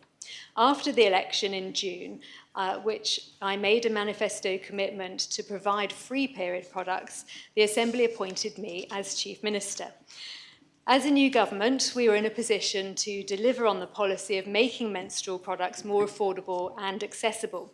I accept that this government has not delivered on the decision to remove that 5% off the cost of period products. Instead, as part of our 100-day plan, we have removed 100% off the cost of period products.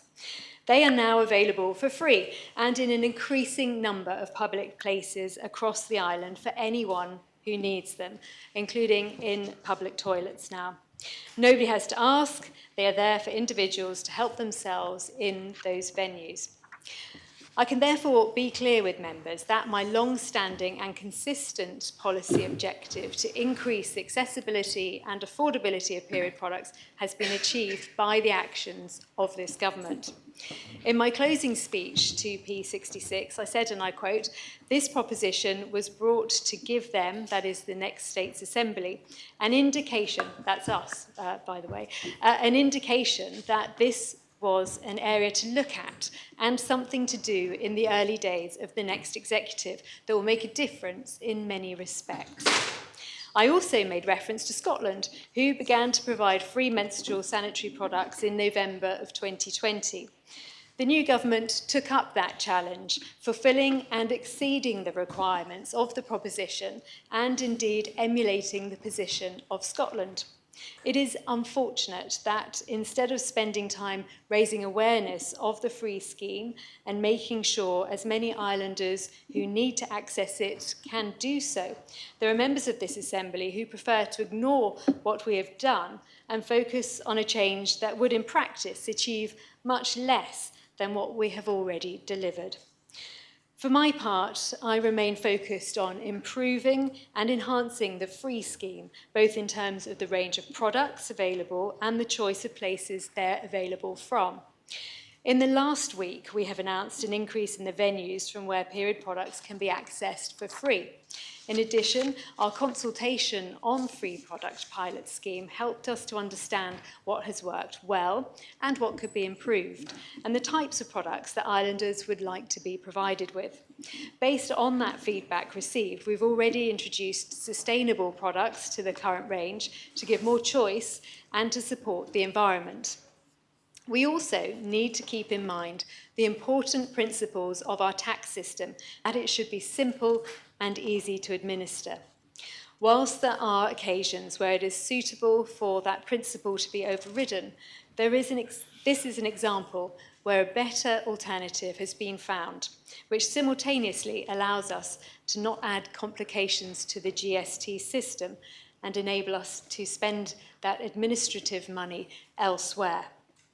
I recognise that some members will want to follow both options, providing free products and removing GST from those that we still buy in the shops.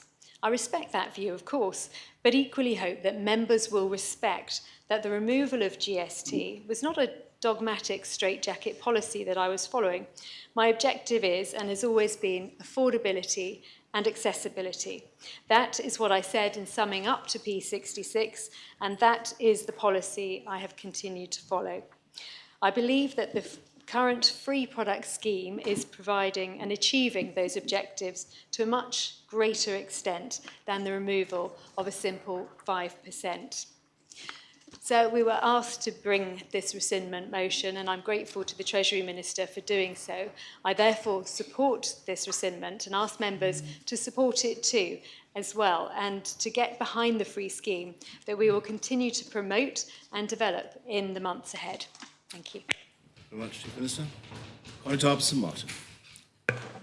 Thank you, sir.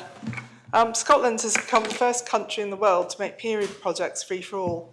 There's now a legal duty on all local authorities to provide free items such as tampons and sanitary pads to anyone who needs them.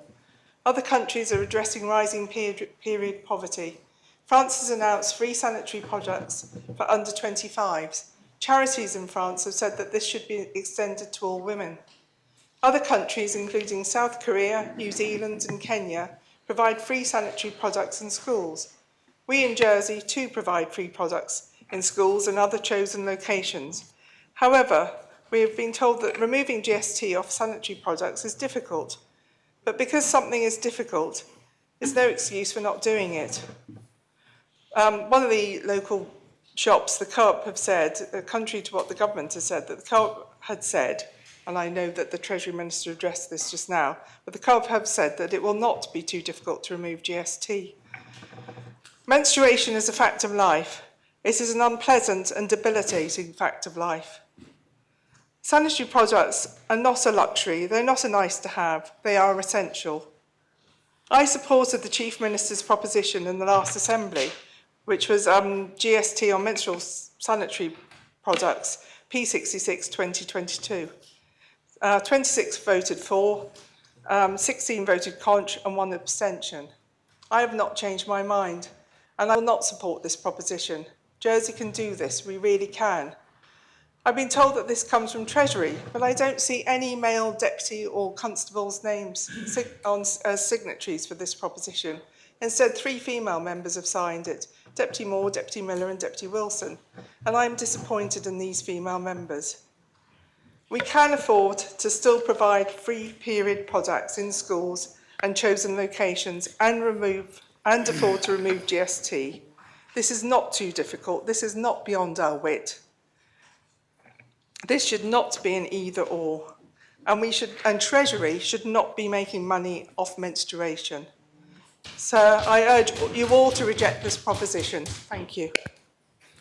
Deputy Tadier. Thank you, sir. I don't know whether to get the violin out for our Chief Minister or to actually just keep things factual, because she said, I can't speak for what may or may not have been said on social media. I certainly don't really involve myself too much on social media for political purposes anymore, other than to tell people when my surgery is going to be up at Communicare or in St Aubin. But let's look at some facts. So we have a remarkable situation here. It's remarkable because we've got a rescindment motion being brought And one of the co-signatories to that rescindment motion is the same person who brought the original proposition to remove GST from sanitary products. Is that the correct terminology? I'm sure somebody can correct me. Period products. Period product. Let's get our words correct from the start. So period products.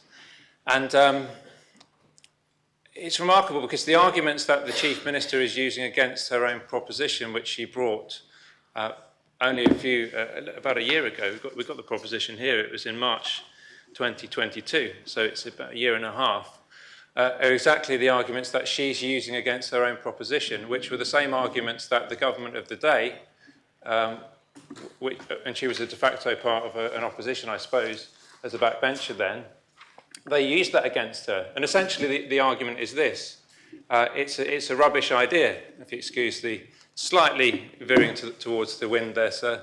I don't think it's unparliamentary, but they're saying this is a terrible idea. It's terrible because we've got a long-established principle of GST, and it won't work and it won't save any money.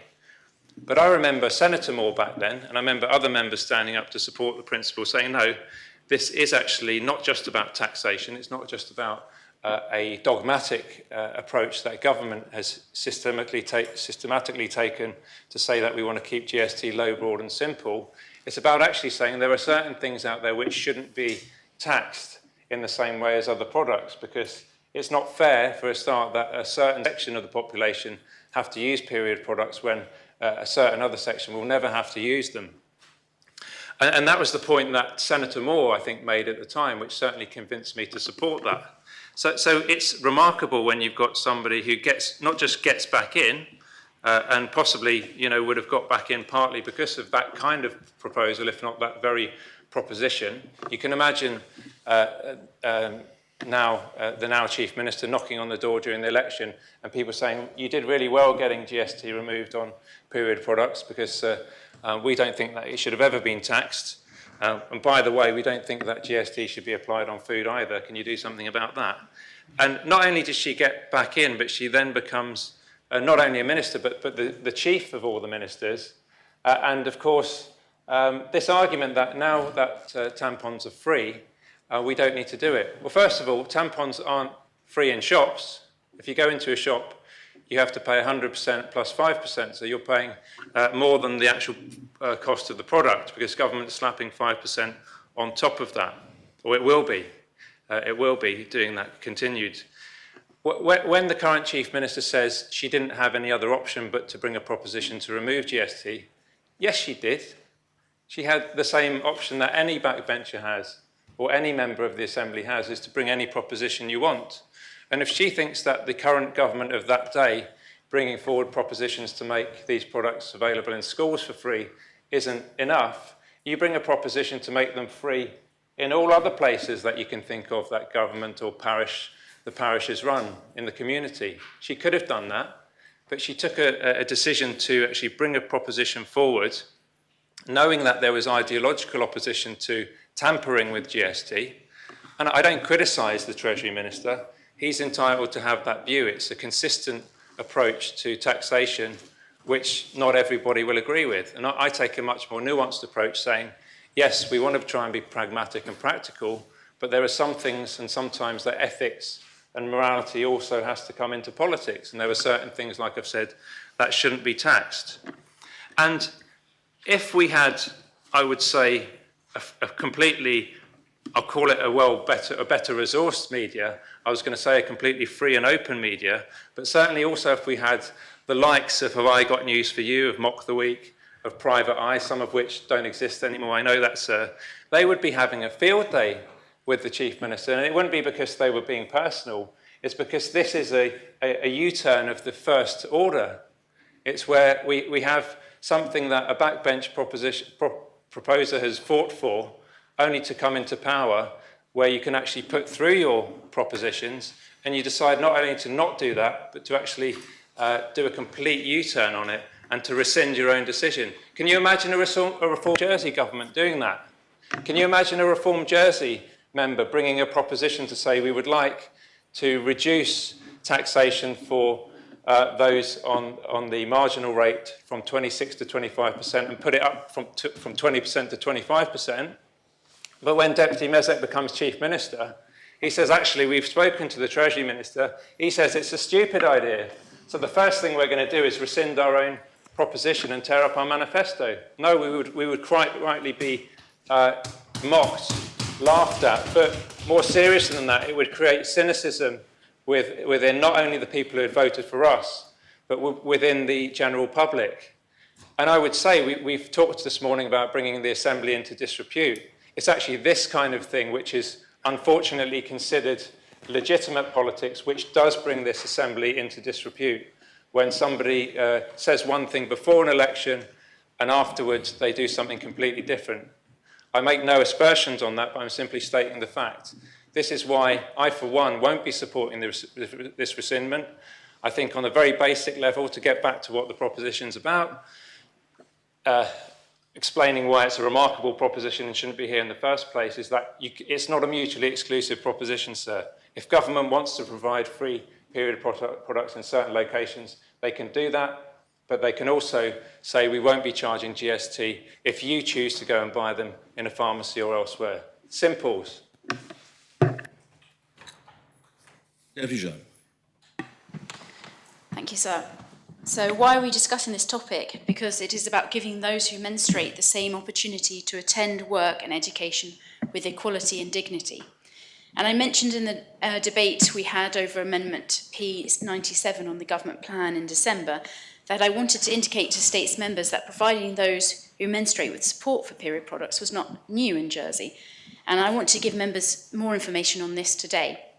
Jersey Sustainable Period Products Project, which was set up with seed money from the Co-op Fund and is now regularly supported by Seroptimus International Jersey, has been able to provide free sustainable period products to Year 6s for the last 2 years, meaning about 1,200 of our young people have been given eco-washable pads and wet bag packs. They've also provided over 50 demo packs to schools for demonstrations in relationship and sexual education classes. Because traditional conventional products are wrapped in plastic and are single-use, menstrual pads contain up to 90% crude oil plastics, 90%. And menstrual products are the 5th most common item found on European beaches, more widely spread than single-use coffee cups, cutlery, or straws. And it is possible for a sustainable and chemical-free option that is significantly cheaper than a conventional product. There is also lots of choice in the market today than we ever had. Myself and Deputy Howe were talking about our choices when we were younger, and actually the choice in the market today for individuals to find the right product for them, such as reusable period pads, menstrual cups, reusable tampon applicators, and organic cotton tampons or pads. And I'd like to give members some figures that I've received for 2023 based on online and in local shops. Taking, for example, Tampax would, over a 5-year cost someone who menstruates £335. For Always pads, it would cost £520. But reusable pad is £64 over 5 years, or menstrual cup is £11 over 5 years. And even if we look at, for example, organic cotton tampons, they're actually significantly cheaper than Tampax at £265. Therefore, sir, why I'm telling States members this is that when we're talking about free options for period products, I'd also like to ask that sustainable period products is put on the agenda, because actually we will find that it's much cheaper and it is actually part of the mix that would actually achieve our objectives. So I support the rescindment on the basis of understanding the difficulties around picking specific products to take off GST, and what I've learned as an Assistant Minister for Home Affairs through customs officials and the work that was done around the proposition on removing GST from food. And I'm encouraged to hear from the Chief Minister that sustainable products will become part of the free offering. But I would urge to increase this amount that are accessible across the section of society. And I really hope that the government can work with Jersey Sustainable Period Products Project to continue to provide all Year 6 who menstruate to have access to sustainable products. As we can see it is much cheaper to have sustainable products in the long term. And this will not only help to reduce the objectives to achieve the objectives that we're all trying to achieve here, which is trying to give dignity and equality to those who menstruate. Thank you. Very much, Deputy. Deputy Miller. Thank you, sir. I'd just like to talk in some more detail about the free period products scheme. The scheme started on 19th of October last year. It supported the scheme run by Education to provide period products in schools. When we launched, period products were available in public toilets in, I think, 5 locations, the 2 libraries, Fort Regent, Customer and Local Services, and I believe Springfield. Fairly quickly thereafter, they were also provided to the food banks. They're available at the St James Centre and the Youth Inquiry Service. They're also now available at Mine Jersey, Beresford Street Kitchen, The Bridge, the Brooks Centre, which is available to under-21s, and the Labatt Centre. So we currently have 14 locations actively participating with products available. From later this month, products will also be available at CAMS premises and also at the Magistrates Court in the public toilets there. And they will also be in 20 public toilet beach locations. Those will now encompass the island, and they include public toilets in Green Island, St Albans, Waynay, Greve de Lec, St Catherine's, Bully Bay, Archie-Rondell, St Breladsby, Plymouth, Lebray and Gorey. So we do understand previous criticisms that they are available only in town centre locations, apart from Communicare, but we are really doing our best to widen that as much as possible. This will also hopefully address some of the concerns about accessibility during the working day and at weekends, because I think there's only 1 or 2 of the existing venues are open at weekends. But we are continuing to expand the scheme as much as we can. When the scheme launches in public toilets, they will be available from free dispensing machines, and they will contain organic pads and normal range tampons. Our consultation process has shown that there is a preference and a demand for sustainable products, and we are looking to see how we can continue to expand the range currently of 7 products, which does now include sustainable items, as far as possible. We'll be continuing our marketing efforts, which have been extensive. I think if you go onto gov.je, period products is on the landing page, and the information is available online. Although I have to confess, when I looked at my phone this morning, I did find it a little bit difficult to find. But if you do the search, it comes up quite easily. The government have committed to ensuring that people who need them have reasonable access to free period products. This is aimed to address period poverty, ensure dignity, and remove stigma around the subject of periods by making products readily and easily available. Is the scheme perfect? No, of course it's not. I'm quite sure there are members waiting to talk about its deficiencies. I have gone into locations and been disappointed with the stock that's been available. It is a learning process. Schemes like this do not walk out of the sea like Venus, fully formed and perfect. They take time to develop. They take time, and we are trying to develop. We are working very hard, as you can see by the extent of locations and the range of products that we're trying to provide. Nor, I would add, having spent the last 2 weeks in Scotland, is the Scottish scheme perfect. I've been quite disappointed by what I've seen there. In train stations, there are 2 products available in dispensing machines, and in the Borough Museum, there was a display with, I think, 7 or 8 products, but there were not many. You would not pick up your entire supply. Accessibility will remain an issue, but we are working on it. Issues like suitability. Every woman has a different experience of periods. For some people, yes, it is debilitating. I absolutely agree with Constable. It can be a horrendous experience. Other people, it's neither here nor there. It's a relatively easy thing to manage. Suitability, I believe very, very strongly, is as a matter of personal choice. And I would say, would I see the products I've seen in Scotland, would they have suited me? No, they wouldn't. But would I have been grateful for them in an emergency? Yes, absolutely I would. And that's what they're there for. As the Constable of St Martin pointed out, I signed the rescindment proposition, and I understand her dismay that I should have done that. For me, this is really about a matter of simple maths. There is no certainty that if we remove GST from period products, that will be passed on, despite what the Co-op may say.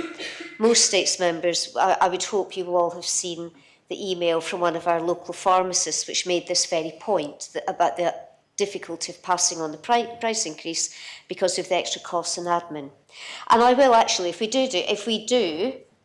do not support the rescindment today, I will be going into the Co-op at the weekend, I will be doing a survey of pricing, and I will be reporting back this time next year on whether prices have come down, and I'll place bets now that they won't have done.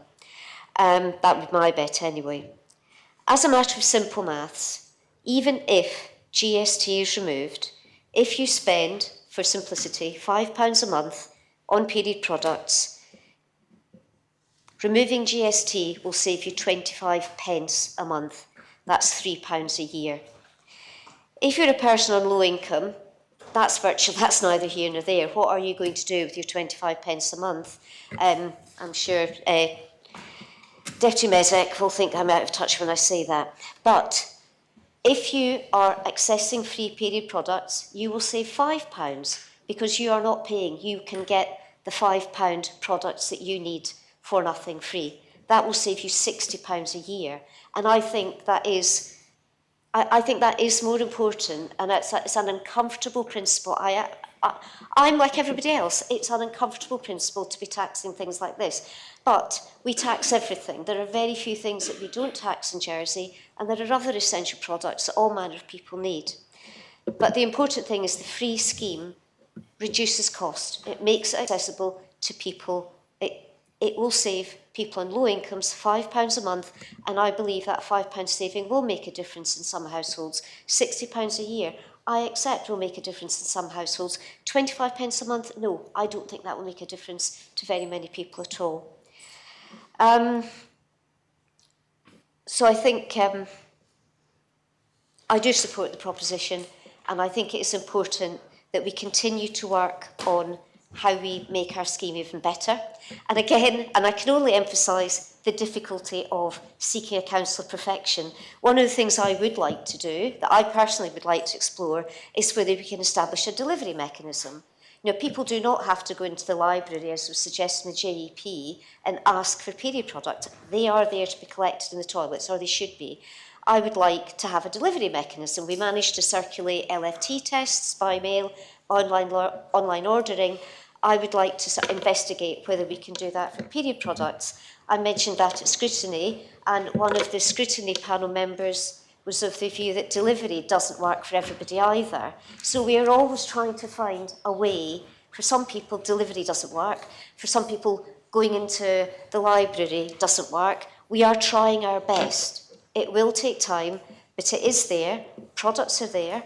And perhaps if you've gone in and there are no products there, it's because someone has gone in shortly before you and taken their entire month's supply, or taken supplies for them and their sister and their children. So I do have confidence in our scheme. We will get there. We are working very hard to make it as good as it possibly can be. And I do believe that it is the better option for period poverty. It is by far the better answer than simply removing GST from these products. Thank you. Very much, Deputy. Deputy Coles. Thank you, sir. And I'm going to start by trying to choose my words carefully because of discussions that have happened earlier. And it may be more of a case of the Chief Minister's speech being given in the wrong order to Deputy Miller's recent speech. However, the Chief Minister may have unwillingly misled the Assembly in the sense that she said that the current availability of products had increased. But actually, we'd received an email from a constituent who happens to take a screenshot of the government's own website from a couple of weeks ago, which showed there was 32 locations available for products to be collected. But actually, if you go on there now, that is actually only 13, which is a significant decrease in the number of available locations. But of course, Deputy Miller has said that they're trying to roll this out, and maybe that there was more information at one point and things have changed. And of course, so knowledge is power, but we're not providing this knowledge to the public as easily as should be. It's also worth noting that on the website, which says that products are also available, and it lists 8 locations, that 4 of which of these are youth-orientated and would be a safeguarding issue for a random woman or person who menstruates in their mid-30s to late 40s walking into a menstrual product, which means these products aren't easily accessible, easily available, and so causes people problems.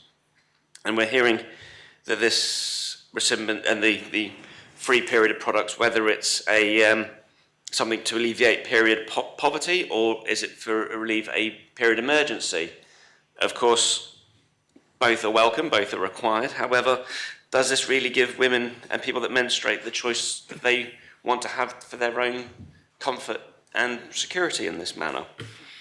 So I find that's all very difficult to sort of process and handle and manage as to this scheme working successfully. But of course, we're also talking about the principle of taxing people for something they have no choice over. And we hear that there are so many other things that people don't have a choice over that they are actually not taxed. Medication is not actually taxed. If somebody has a regular medication that they have to take for their life, they do not pay tax on this, but it is essential for them. So quite simply, the fact that this sheer principle of taxing people that menstruate in this way, I find abhorrent, and I'm really quite sad that this rescindment has come before us. And in that very method, I am very glad that I can vote against this. And I do have to remind myself that actually to vote to make sure that GST is removed from period products, it is actually to vote contrary to this proposition. So I will be voting contrary today. Deputy Scott. Sir, thank you. No, I think I've made it clear that I'm not so comfortable when people are brandishing kind of feminist credentials and saying, let's have this or that, because this is what women should have. Actually, I do think that there shouldn't be GST on period products. I don't actually think it should be on food. But I'm not just a woman who also realises how rather kind of, how can I say, annoying it can be that you're taxed on things like that. Doesn't bother me so much now, but that's a different story. But I'm also bothered about GST on nappies because I care about the women who have babies. I care about baby milk and the fact that you could get GST on that. And then, you know, there are those people who don't have prescriptions, who go to the supermarket, who, you know, perhaps need aspirin or cough medicine or whatever. There's GST on it. In an ideal world, we wouldn't have any of this. But I also am somebody who's interested in economics. I'm also somebody who really does want to get the best value out of the money that the government spends with taxes. And I have to accept what the Minister of Treasury has said about the economics of GST, and that we're a small jurisdiction, and that it actually is better value to say, well, okay, sorry, even whoever you are, if you're a bit, you pay this, but if in fact you can't afford it, we will find a way to help you. So I've been really actually impressed by the way in which the Minister for Social Security has given us details of the period product scheme. I'm sorry to hear if it's not working as well as it might. I accept what she said, that it could work better, but I was really impressed by some of the things she said. Yeah, delivering that to the door of people who actually need them. I'd much rather that money that is actually being collected on the period products that somebody wealthier might buy goes actually towards something like that delivery to door service. So I'm afraid she's not in the chamber at the moment, but I actually applaud her. In fact, I was so impressed by that speech. I thought, well, maybe the next chief minister, but there you go. Who knows? So just to conclude, I also just would like to remind Deputy Tadier that, sometimes decisions do get changed. I know that it's very easy to level suggestions of hypocrisy at anybody. But I also would like to remind him, just in case he was a Remainer and would have voted that way in Brexit, and just thinking about economics of how Ireland did vote in favour of Brexit, and then what happened? They had another referendum and changed it because they realised actually practically. Didn't it? All right, sorry, what happened? I thought they had to. I'm sorry, can we Another please not... decision. All right, sorry. Members, please do not talk among Okay, yourselves. It's not sometimes decisions do get rebounded. Maybe I was in a, watching some film of the event, then I seem to have completely... But basically, sometimes decisions do get rescinded because people reflect on them. Maybe you think, yes, I will buy that car, and maybe you think, okay, that's a bit too expensive to run, and you sell it again. So I hope that despite my apparent ignorance about one aspect of things at the time, that the Assembly might accept that the reasons why I think that the Treasury Minister has a valid position and why I will support this proposition. very much. Deputy Dubé. Thank you, sir. I just want to reflect actually on how far we've come as an Assembly, because we all seem to really care about this issue and we're debating how to do it, and that for me is real progress, because this is not something that would have been debated in any form, I think, 9 years ago when I was a new member of this Assembly. And so we're discussing how to prevent period poverty. And in the past, I have voted to take GST off period products, but I have been convinced by the arguments, I think, similarly to Deputy Scott. I have been convinced by those arguments, and I do think that the Chief Minister is to be applauded for actually putting this scheme in place and doing that work. And like the Social Security Minister mentioned, there have been improvements.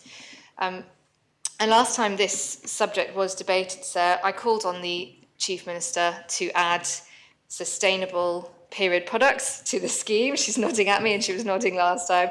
And indeed, my colleague, Deputy Jean, has mentioned that today as well. The Chief Minister, I believe I did hear her confirm in her speech that sustainable period products have now been included in the scheme, and the Social Security Minister also confirmed that. That's brilliant. That's another step, isn't it? That's more progress. That's wonderful. And we've also heard of further progress in terms of the locations and public toilets around the island. So there's likely to be somewhere where anybody who is menstruating can access those products. Another improvement. And so this is something that has been discussed at the Women's Health Ministerial Group, of which I'm a member, sir.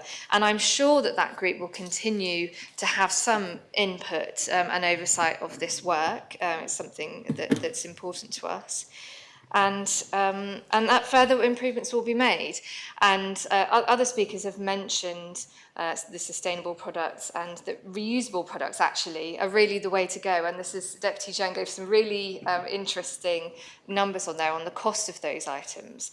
And I think it was Deputy Coles that mentioned about prescriptions and how prescriptions are free. Another member, I think it was Deputy Stevenson, or somebody mentioned about delivery. I can't remember who that was. But there are so many ideas here, and I just think that all of those ideas, we can take those ideas and make sure that the scheme is further improved. Personally, I would like to see reusable period products available on prescription, because I do think really they are medical items or available from pharmacies. I think that would be possibly the easiest way to do it, on request at pharmacies.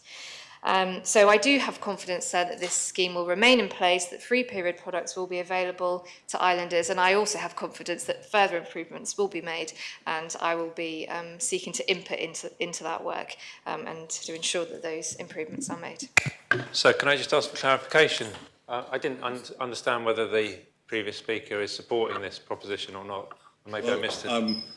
Because normally when you speak, it's to influence one way or another, sir. Yeah, do you give way for a point of clarification, Deputy Dewley? Sir, the Deputy can have a suspense until we have our votes, and then you can see which way I'm going to vote then. But the answer is yes, you give way for a point of clarification, and no, you're not going to clarify. Yes. Very well.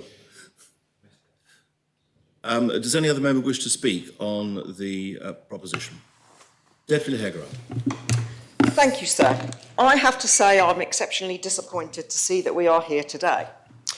I, like many, spoke in the previous debate in April 2022, P66. It's interesting that we now want to rescind a proposition that was agreed in a previous assembly. And I hear what everyone has said and the work that has been done. And I'm surprised because the Social Security Minister has given us a good brief on what can be available. But it's quite clear that there's a lot of islanders that are entitled to things through Social Security who don't claim for them. So I'm not confident that those people who need to use period products will actually go into those places and get what they need. I've actually spoken to people who clearly will not, and I've also had a number of emails about this particular topic. I'm also concerned that we are back to discriminating against women and those people who need products of this nature. So again, we're back into the discrimination mode. Yes, we're prepared to give them for free, but that's not across the board, sir. That is only if people go to certain locations at certain times. And quite clearly, there will be issues with that. The other thing, it's interesting when I listened to Deputy Jeanne talking about recyclable products, and that is definitely the way forward. But I do actually recall, at the same time as the Co-op was talking about they will take off the GST, that another well-known firm actually said that they were going to reduce or take off VAT off their reusable products within their stores. That was obviously in the UK and not here. But from my perspective, I'm all in favour of giving as many free products across the board as we possibly can. But I do also think that we should still move forward with removing GST of period products for everybody, not just those that will actually go into places to collect them. And it was identified by one of the charities that spoke that some people find it difficult to go in and ask for things. It's difficult enough for somebody to go into a shop and buy these things. So then we're actually asking people to go in and identify that they can't afford a product. Do we really want to do that? I'm not sure we do, sir. And I, for one, would want to see free products across the board for everybody, so that actually we wouldn't be in this position at all. So for me, I will not vote for the rescindment. I don't like the idea that we're going back on what we've already voted for. I want rid of GST on period products and bring it on with all the free ones as well. Thank you, sir. Thank you very much, Deputy. Deputy Rob Ward. Thank you, sir. And I'm very pleased to follow Deputy Hegarau, who summed up at the end very well. So I've been listening to a very interesting and wide-ranging debate. We've gone from GST on period products to analogies of Brexit and buying and selling a car. And I think we need to rein this in a little bit and think very carefully. But I was also reminded of a couple of things, something my mum used to say to me and my brothers, which was 2 wrongs don't make a right. And I think we are very at risk of going down those lines here. Now, it's interesting to hear the talk about reusable sanitary products. And speaking as a man, this is not my specialist area. But there are a few issues that I think should be around this.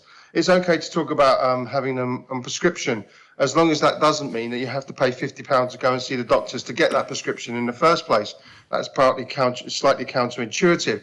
And it becomes something that really is accessible for those who can access the doctor with no problem whatsoever. And I think we all need to understand that there are residents of our island who are living in poverty and do struggle with the basics.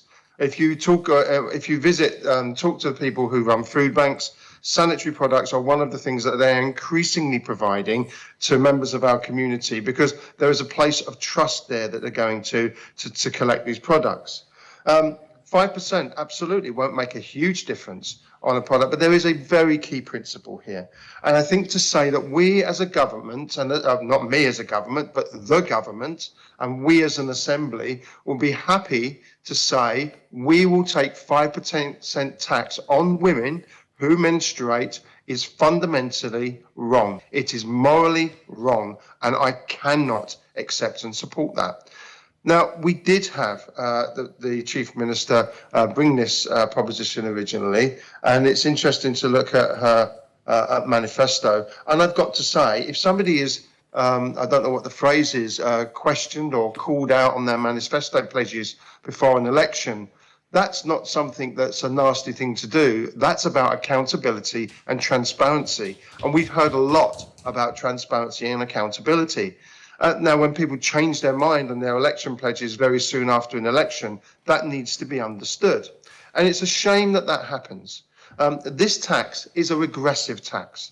And what we're getting to here in this debate, as we always do, is to this overriding principle that is like it's like a tablet sent down from above to us, that we cannot touch GST on anything at all. And the same old arguments come out again and again and again, that retailers won't take it off the products. Now, the person in charge of the co-op has said that they will take it off the products. Why are we not believing these large organisations on the island who do provide a service to the island that is absolutely essential in terms of our retail outlets? So I certainly trust them to be able to do that. So it's okay for us to provide, I don't know, thousands of pounds in subsidies for people with money to get a particular type of vehicle, but we cannot take GST off of menstrual products. That is fundamentally wrong, and it is the wrong priorities, for example. Well, it's actually not the wrong priorities. It's a mixed message that we're getting. And again, this mixed message that has been turned into a melange of different ideas throughout this debate, designed, I believe, to confuse the issue so that people can go away and have a reason to say, well, actually, I could vote for that for this reason or that reason. And I think we need to get back to principles. We can do both of the things. The two wrongs don't have to be together. It is wrong to charge GST on menstrual products, and it is wrong to not supply free products to women who need them. At the moment, there's been a very strange sort of mix in the provision of them, as was mentioned by Deputy Coles. The website said 32, now it's 13, and it seems to me that for once the comms department may have done their job well. So let's remove the number that are actually available, and then a minister can stand up in the assembly and say, we are going to increase the number of places that are available when they should already have been existing there. But they're not, because a member of the public has gone round, had a look very carefully, and taken the time to consult with us, to let us know, and that consultation is seen as so important, to let us know that they don't exist in those places. And so what we've got here is a number of strangely weak arguments put together to keep to encourage this rescindment. So it's interesting to talk about how we should use this tax that's used. Somebody mentioned, I can't remember who it was, that perhaps we should be taking this tax and use it for something specific. At the same time, it's too complicated to work out what the tax will be and take off the product. So that's simply not a decent argument. And so there was a point, and I've jotted it down, that somebody mentioned, the minister mentioned, it's difficult to seek perfection in product in processes. That's a very interesting thing for all of us who have brought propositions to this assembly to hear from a minister, and I'm actually in some way quite pleased to hear that from the minister, because perhaps that perfection that is sought in the criticism of backbenchers' propositions can now be forgotten, and we can start to look at what we're actually intending to do. So we've got a simple choice in this.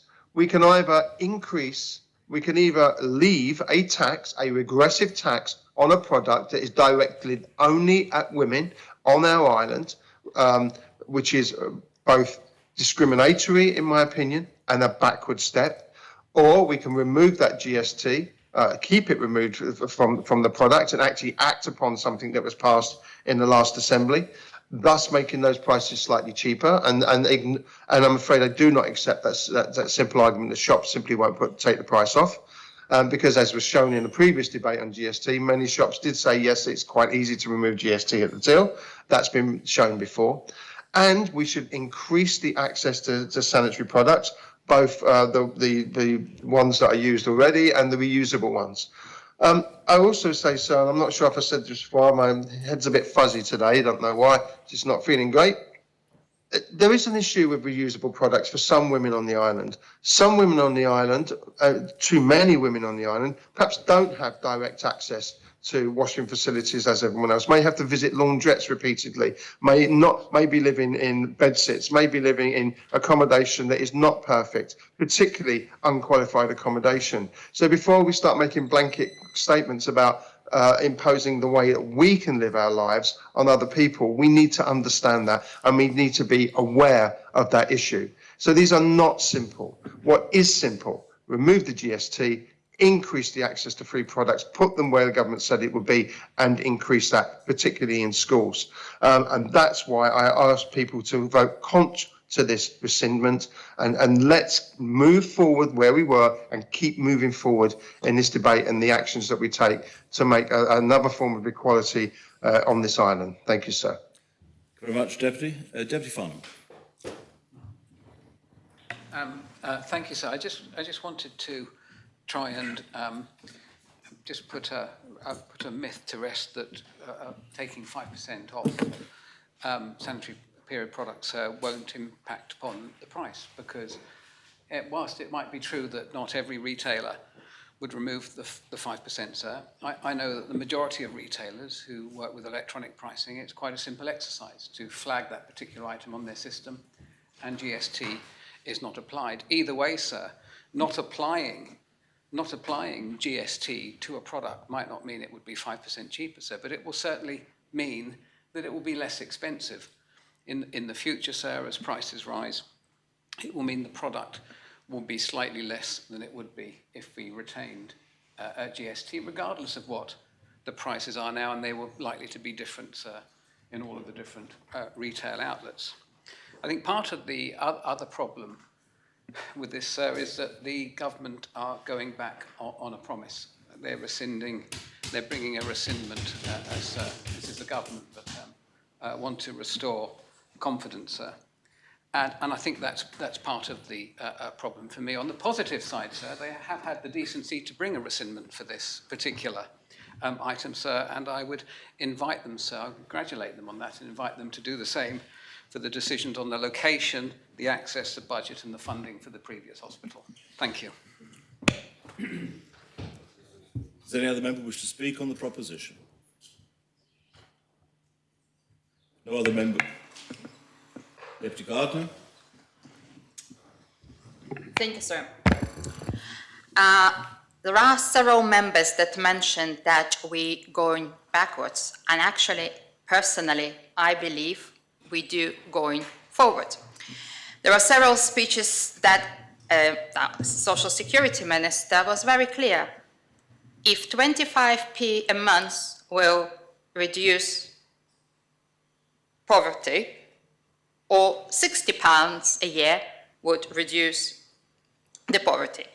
And it's actually very, very clear. And I know that we do have ideas. We made our decisions.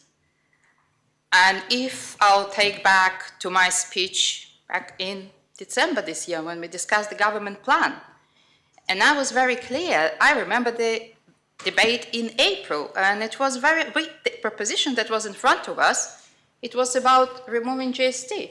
If the proposition back in April in front of me would be to provide free period products, and I would have a choice back in April to choose between providing free period products to remove GST, it's clear for me what I would choose. I would vote for free period products and not for removing GST. But it wasn't a choice. And if we are thinking about it, if anyone will go today to the Boots or to any other pharmacy, we have pads from £1 to £2. And the difference in the companies, the difference in the brands, and the gaps are really, really substantial in the pricing between various companies. So for me, this 25p in good case scenario a month will not make the difference. What will make a difference that we will develop the scheme, and it has been indicated that we will include sustainable period products, and it will be available in all locations and might be delivered by post. People don't need to ask, people don't need to visit it. It should be available, and this is what this Council of Ministers is planning to deliver. So I'm completely supporting the Chief Minister and the Council of Ministers to make sure that we have accessibility and affordability for the period products. And this vote means that the free products will be available as we're also moving for sustainable and chemical-free option. Thank you very much, Deputy Ferry. Yeah, thank you, sir.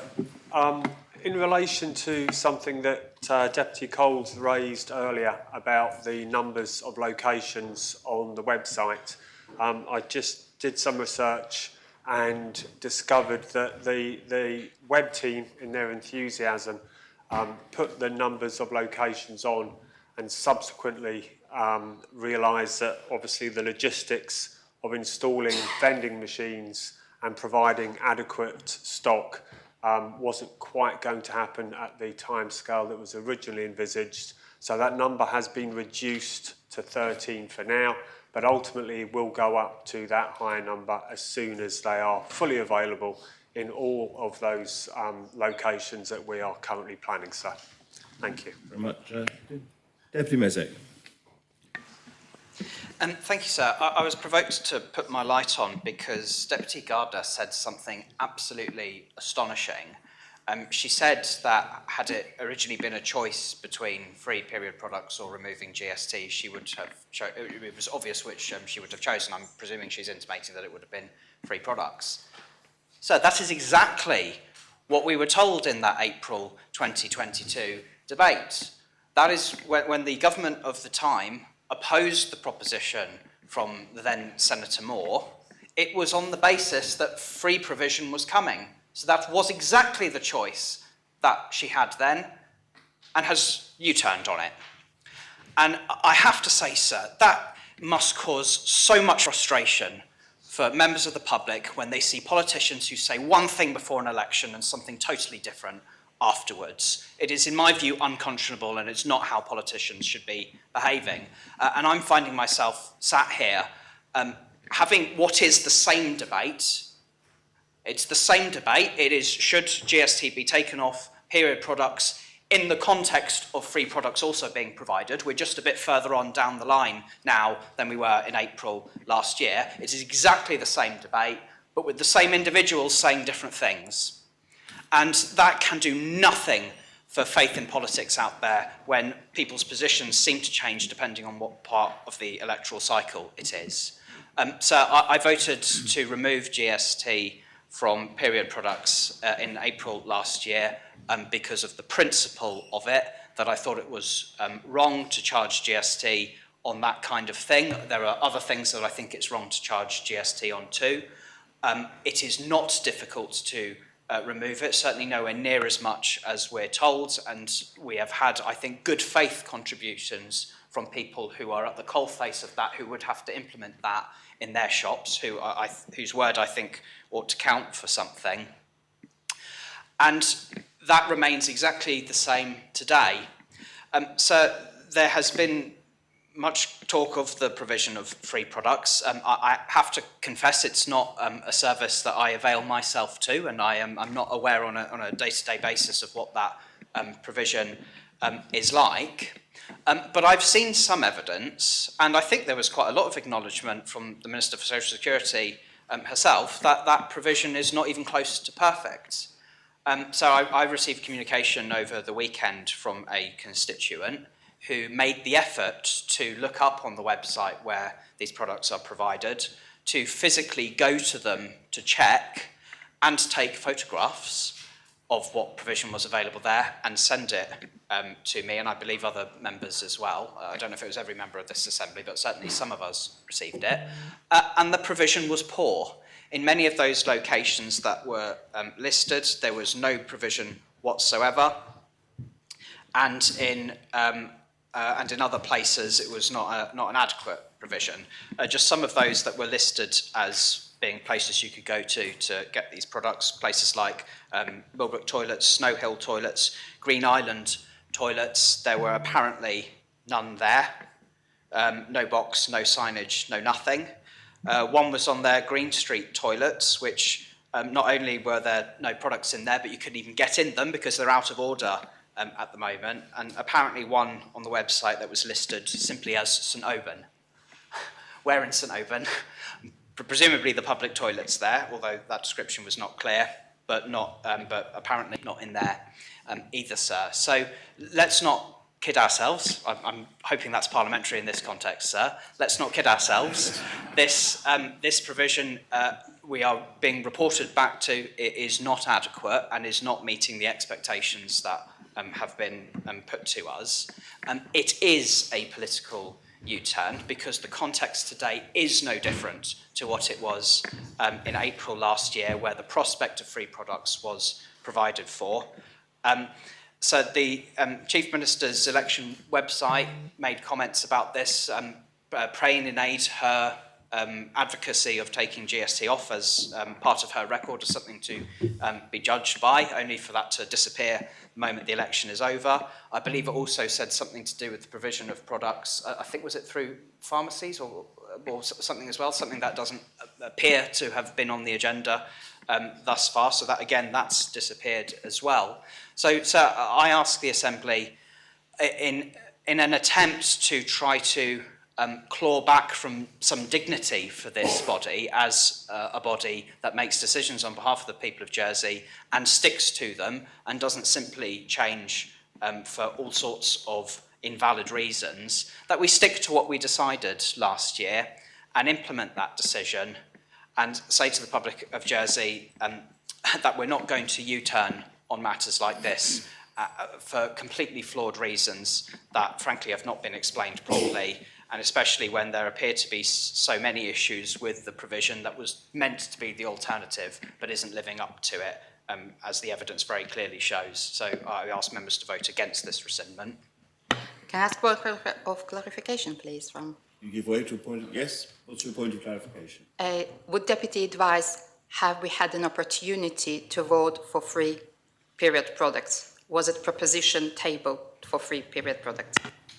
No, sir, and neither has the current provision ever been put to this Assembly. It was done by pure act of government, as was exactly the case in April. Nothing changed whatsoever. And the government told us at that time, vote against taking GST off, because we're going to do free products anywhere. Exactly the same as the situation we're in now. No different whatsoever. Very well. Does any other member wish to speak on the proposition? Deputy Southern. Let's hope we're coming towards the end of this debate. It's been a very satisfying debate because it's been very clear. We've got a choice between up to 40 places where period products can be found for free, 40 places, or actually, no, made a bit of a mistake there, only 13. Come on, that says it all for me. We started playing with numbers. The numbers don't actually lie. From 40 to 13 is significant and effectively means that we were being fibbed to. Inadvertently fibbed to, nonetheless fibbed. And that, I think you mean for me, inadvertently misled. Because a fib seems to be a knowing telling of an untruth. Not possible Not to be do. pedantic about it, but that seems to be the case. I accept your ruling, sir, and withdraw that statement. That says it all for me. That says, right, we've not received the truth. People have tried to avoid that particular area, but 40 to 13 says enough for me. I must vote against this censure motion. Does any other member wish to speak on the proposition? No other member wishes to speak. Deputy Feltham. Thank you, sir. I'm going to start my speech today by agreeing with something that Deputy Gorse said. Deputy Gorse said this is a matter of principle, and that is exactly what it is. It's a matter of principle, and I think the Constable of St Martin and Deputy Lehegra also put this well. It's a matter of principle about whether or not we wish to revenue raise from the sale of menstrual sanitary products. The previous Assembly decided on principle that it did not wish to revenue raise on the sale of those products. Quite clearly, the new Council of Ministers has a different principle, and their principle is that they do wish to revenue raise from the sale of these products. Much has been made within this debate about the Council of Ministers' intention of making their current very, very inadequate, very poor provision of free products better. However, in the financial and staff implications to this proposition, it quite clearly states there are no financial or staff implications from this decision. So therefore, the question I would like to ask the Treasury Minister in his summing up is how the Council of Ministers intends to deliver on all of these pie-in-the-sky promises they have made today, when they have not set aside any finance or staff in order to deliver on that. Also, what I find quite strange about there being no financial or manpower implications to this proposition is, of course, should this proposition go forward, revenue will increase. So we should actually be seeing the implications there of what the revenue is, what revenue we are indeed raising from this tax on people who menstruate. I have been quite disappointed actually on the due diligence shown by the Treasury Minister in relation to this particular proposition. And I'd like to ask him why he has chosen to quote an organisation such as Tax Policy Associates, an organisation that has labelled Jersey a tax haven. I thought that was rather an interesting choice of expert to choose.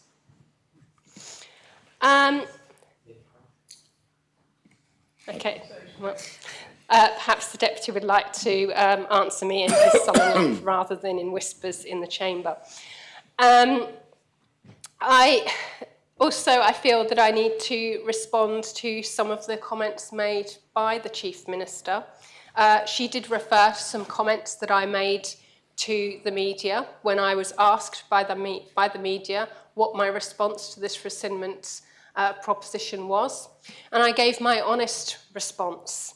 And perhaps I'll put this in more parliamentary language today, sir, because I feel that perhaps, maybe the request is to the Council of Ministers, whether they unintentionally misled the public when the Chief Minister put in her manifesto how proud she was to have removed GST off of sanitary products, and also how, if she was a minister or a chief minister, we all knew at that point in time she wanted to become chief minister, how she fully intended to also make these products free from community pharmacies.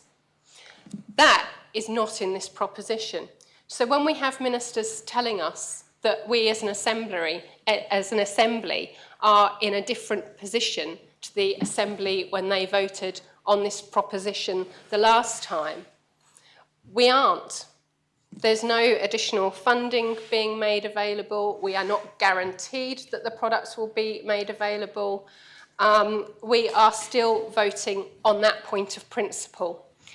And that is why I'm so disappointed that people who shared the principle that I have, the principle of the Constable of St Martin, Deputy Lehegra, and my Reform Party colleagues, who shared those principles then, can backtrack on those principles. What does that say to the voting public? How can they retain trust in politicians when they can change their principles so quickly? I ask members to reject this ill-thought-through, I won't use the word that I used to the media, proposition, because I think we should be voting based on our principles, and that should be that we should not be revenue raising in this way. Thank you. Is there any other? Deputy Rediff. Thank you, sir. I wanted to return, if possible. I beg your pardon. I wanted to return to the question of principles, which Deputy Feltham has been talking about. And what is the principle at stake here? The principle to me is about reducing or eliminating period poverty. And the question is, what is the best way to do this? And I think a very coherent position has been outlined by the government, a consistent position in terms of its tax policy and in terms of attempting to achieve that objective in the best possible way.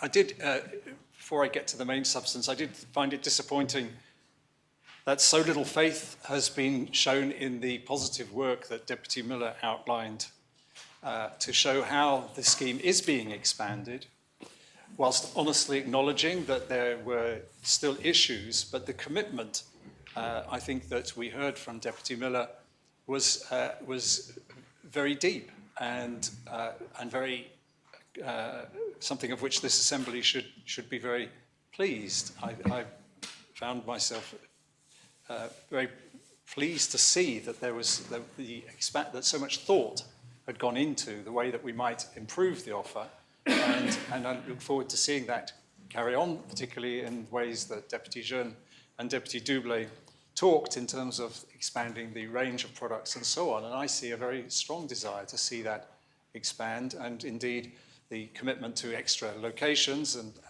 I don't quite understand how Deputy Southern misinterpreted what Deputy Ferret said, but it was quite clear to me that there was a simple confusion about when the dates were would be when the new facilities would become operational, and that seems to me quite clear, and I don't quite understand why there's the need to make a big meal of it.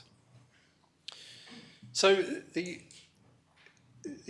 are two issues which I would like to focus on.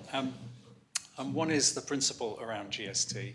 And I think several members of Reform Jersey made clear their position. In fact, Deputy Rob Wood said that we make the same points over and over again.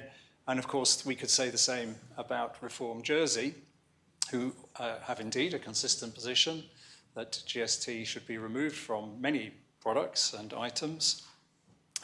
And I think quite explicitly in some of the speeches said that this would be the beginning of a process of removing GST, and that is the thing that worries me. I think GST is not a hugely popular tax, but we are able to keep it low because of our consistent application of a principle that it should be spread broadly, and that 5% rate is something to be treasured and something that we should seek to defend. And I think the principle that we hold to is to try and maintain it by keeping it as broad as possible. And I support that principle. And if we go into that a bit more deeply, the question is raised about the morality involved in this. Is it morally right to tax products that we need, for example? And I will say the same thing as I said in the GST debate on food, which is that I don't think it's immoral to tax items that are needed by people. We tax a lot of items that are needed by people. And the immorality is if people are not able to access products which they need in life, whether that's food or period products or whatever. And we have addressed that in the government plan and now with this proposition. We have addressed that by making sure, by putting in place a scheme in which period products are free for everybody who needs them. And that scheme will be expanded as outlined by Deputy Miller. So to me, the fundamental principle here is about that. It's about, can people who need something that is essential get hold of it? And this government is ensuring that that can happen. So my basic point here is, yes, of course, we could indeed do both. We could cut GST and we could have the free period products. The question is, what is the best use of resources? And I would argue very strongly that the best thing we can do is to use all the resource that we have and can make available to make free products available in as wide a way as possible, rather than put our resource into cutting GST, which on period products, which will lead to a very small benefit, and I know that comments have been made that it will be passed on in full. It might be by some retailers, it won't necessarily be all, and local retailers with small turnovers will find it harder than big retailers like the Co-op with UK accounting systems already on their software and so on. So yes, we could, but it would lead to a very small benefit, and actually many people who would benefit from that very small cut actually could afford to pay the amount, as they could afford to pay GST on food. And as I say, I think that money would be better used to provide free products for those who most need it, a point made, I think, by Deputy Scott earlier in the debate. So I would rather more money went into expanding the free product availability, not in cutting GST, which will be only passed on in part to consumers and will benefit many who can afford to pay. We have a measure that will achieve, if we carry on with the attempt to reduce a GST, then we will have a very small benefit for going to people who don't need it, and we can better target our resource with the measures that have been proposed by the government and carried through with this rescindment motion. So I urge support for the Treasury Minister's proposition. Thank you very much, Deputy. Does any other member wish to speak on the proposition? No other member. Deputy Kovac. Thank you, sir. I wasn't sure if to speak or not, but because I've made a very in-depth research on the GST on food, this is much, much, much simpler, which also the former Senator Christina Moore acknowledged when she won this proposition. And I will start by quoting bits from the proposition at that time. We know that barriers to accessing free products extend beyond financial ones. They are complex and, like other gender issues, seldom spoken about. Periods are not opt-in, they aren't a luxury or a choice, and they shouldn't be taxed as such. Jersey is the only place left in the British Isles to not get rid of the taxation on menstrual products. Jersey can and must do better. 5% goods on service tax is levied on sales of goods and services in the island. However, there are some exemptions to this rule. Medical supplies, for example, are exempt from GST. Menstrual products are not exempt, which means that they are considered a luxury item. As the Red Box Project so rightly cites in the above code, periods are not opt-in. They are not something that is a choice, and they are not a luxury. At present, there are charities that provide menstrual projects in schools. However, women should not have to turn to charity to deal with period poverty. So to me, this is still like reverting to charity.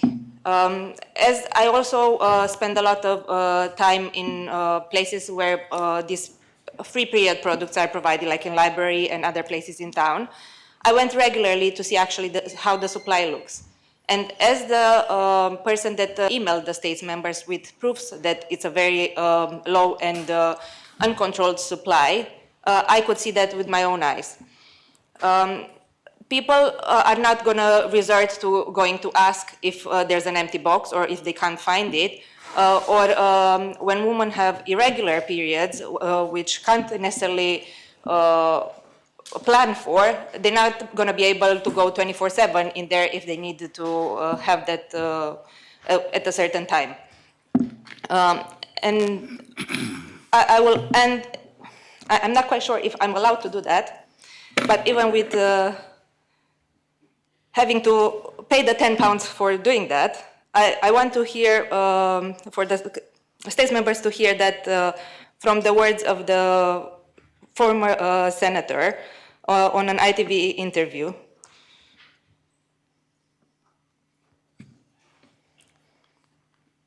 I'm asking them to I'm sorry. add sanitary I'm sorry, products, Deputy, please switch Okay. that off. You didn't ask for leave to refer to any material, and I don't think it's appropriate that you play media directly into the debate on the Assembly. I'm It sorry. can't be Hansarded, and it really isn't Okay. appropriate to do so. No worries. I will quote then what is in there, but was exactly. So last year, Senator Moore said that a move was a no-brainer, and she didn't realize how simple it would be to implement after identifying that this could be added to the exemption on medicine list, exactly how that is done. And that's my point. Thank you. Any other member wish to speak? No other member wishes to speak? Then I close the debate and call upon the Treasury and Resources Minister to respond.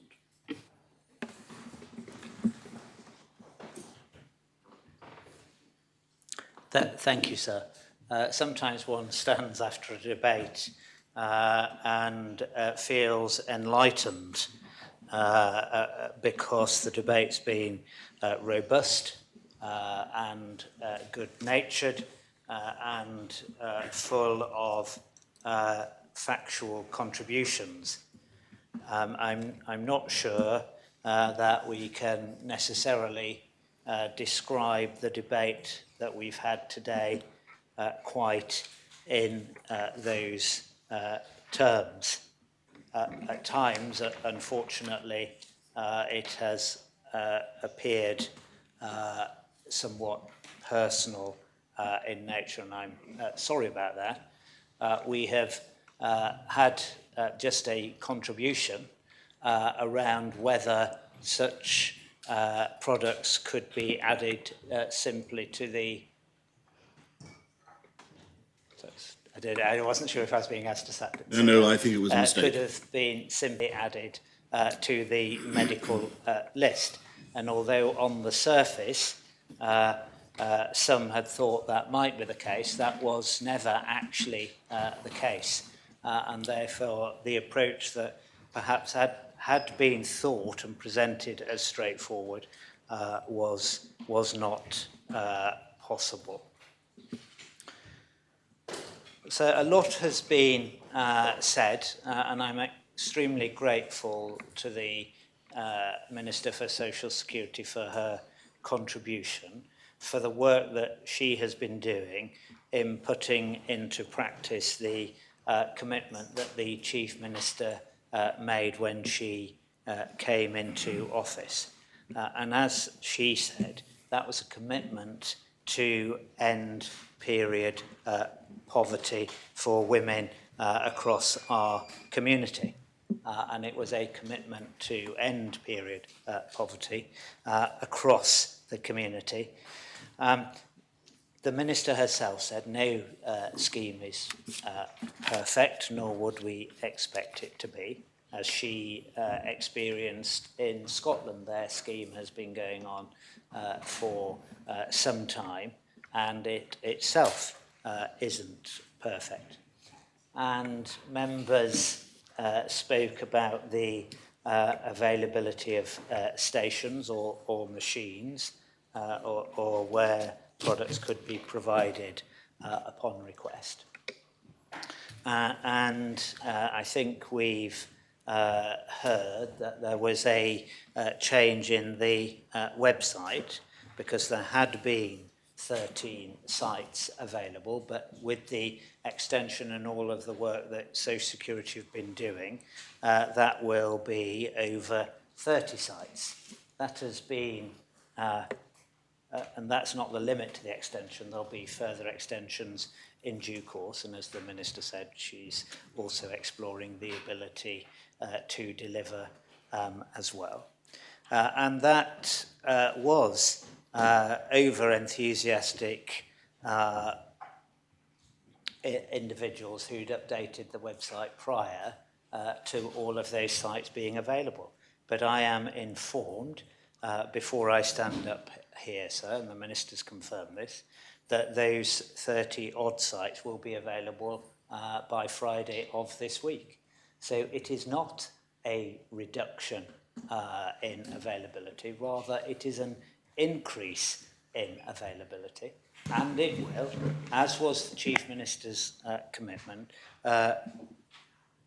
by the provision of those sites, end period poverty, and the Minister will continue to make sure that it gets to as near perfect as possible. Some members have made commentary that they believe that the Chief Minister has done a U-turn.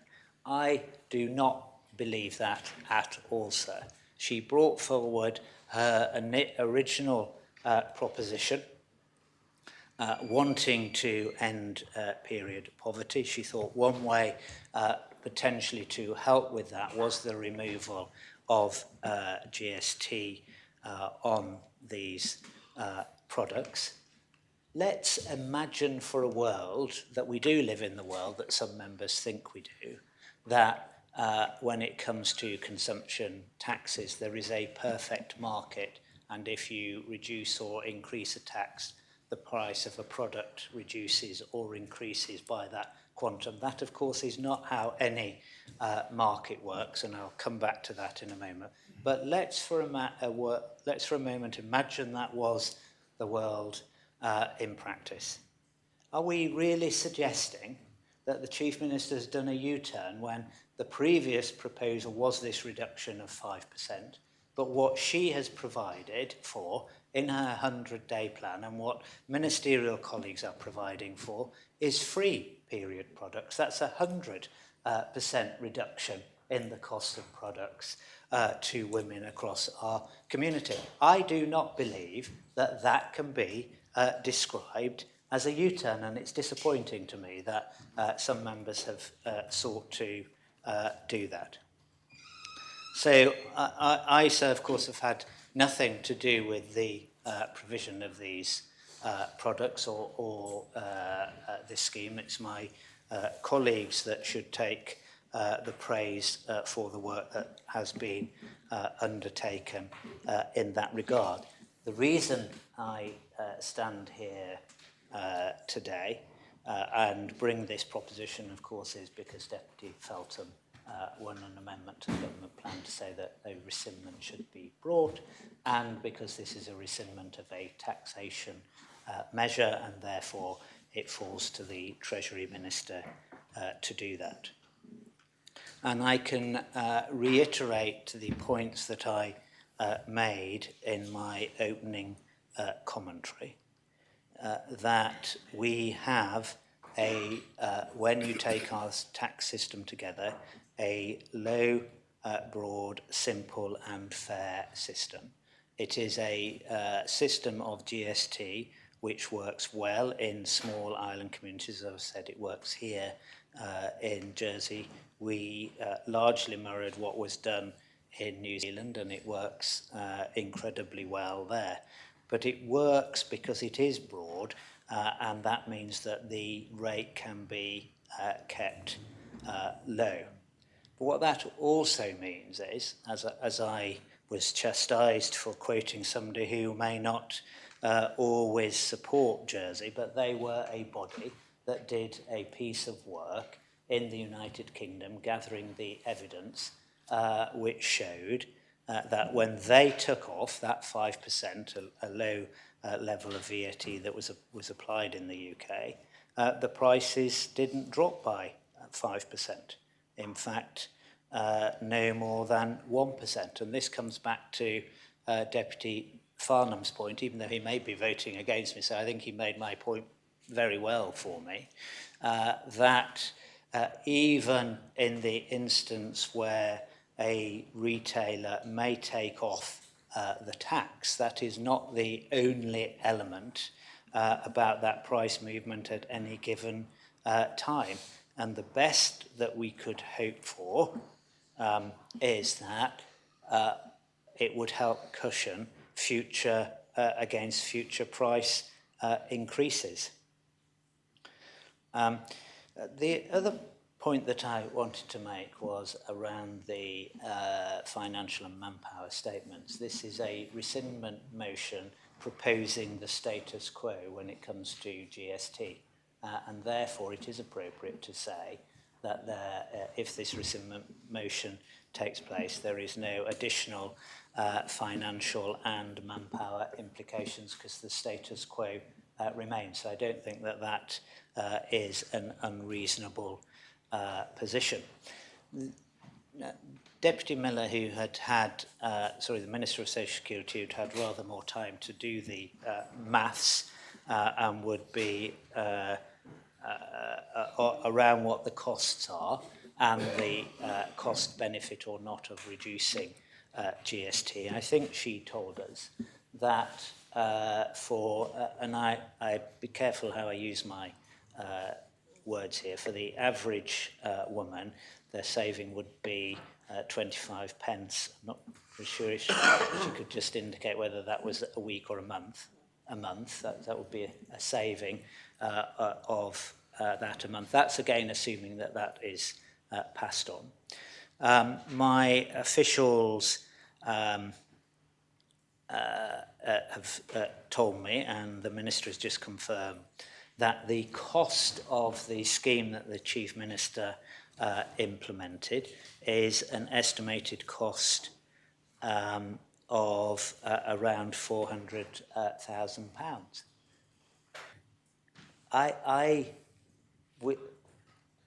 From a simple mathematical calculation, I cannot see how it can be argued that there's been any volte-face. The best approach, surely, is the provision of the free products that is being delivered, rather than a potential reduction of 5% on the products. For me, it is really quite straightforward. The Chief Minister gave her word. She has delivered on this policy, and the benefit to women across the island is far greater financially in the approach that she has proposed and delivered than in the approach of taking GST off sanitary products. And therefore, sir, of course, there's the principle of a low, broad and fair tax system, which I would, as Treasury Minister, seek to maintain, and I think has served Jersey well. But there is the other principle that what has been delivered by the government is far superior and will deal with the issue of period poverty in a much better way. And that's why, sir, I ask members to support this rescindment motion this afternoon. Thank you. Very much. Call for the appel, though. Yes, indeed. The appel is called for. I invite members to return to their seats. The vote is on P58, and I ask the greffier to open the voting.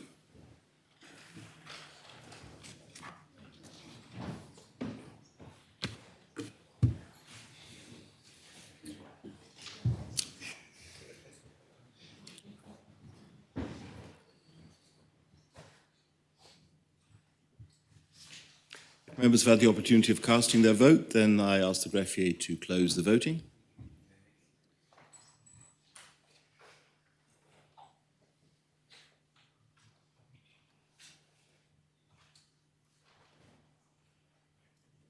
Just confirm you got my vote, sir. Sorry. Yes, indeed we did, Deputy, thank you. Thank you.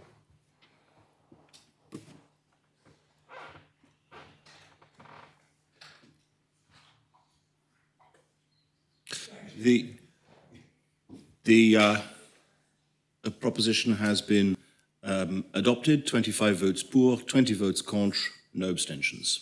So could I ask for Beg both your sets pardon, of votes? 21 votes contre. Thank you, sir. Could I ask for both sets of votes to be read out? Yes.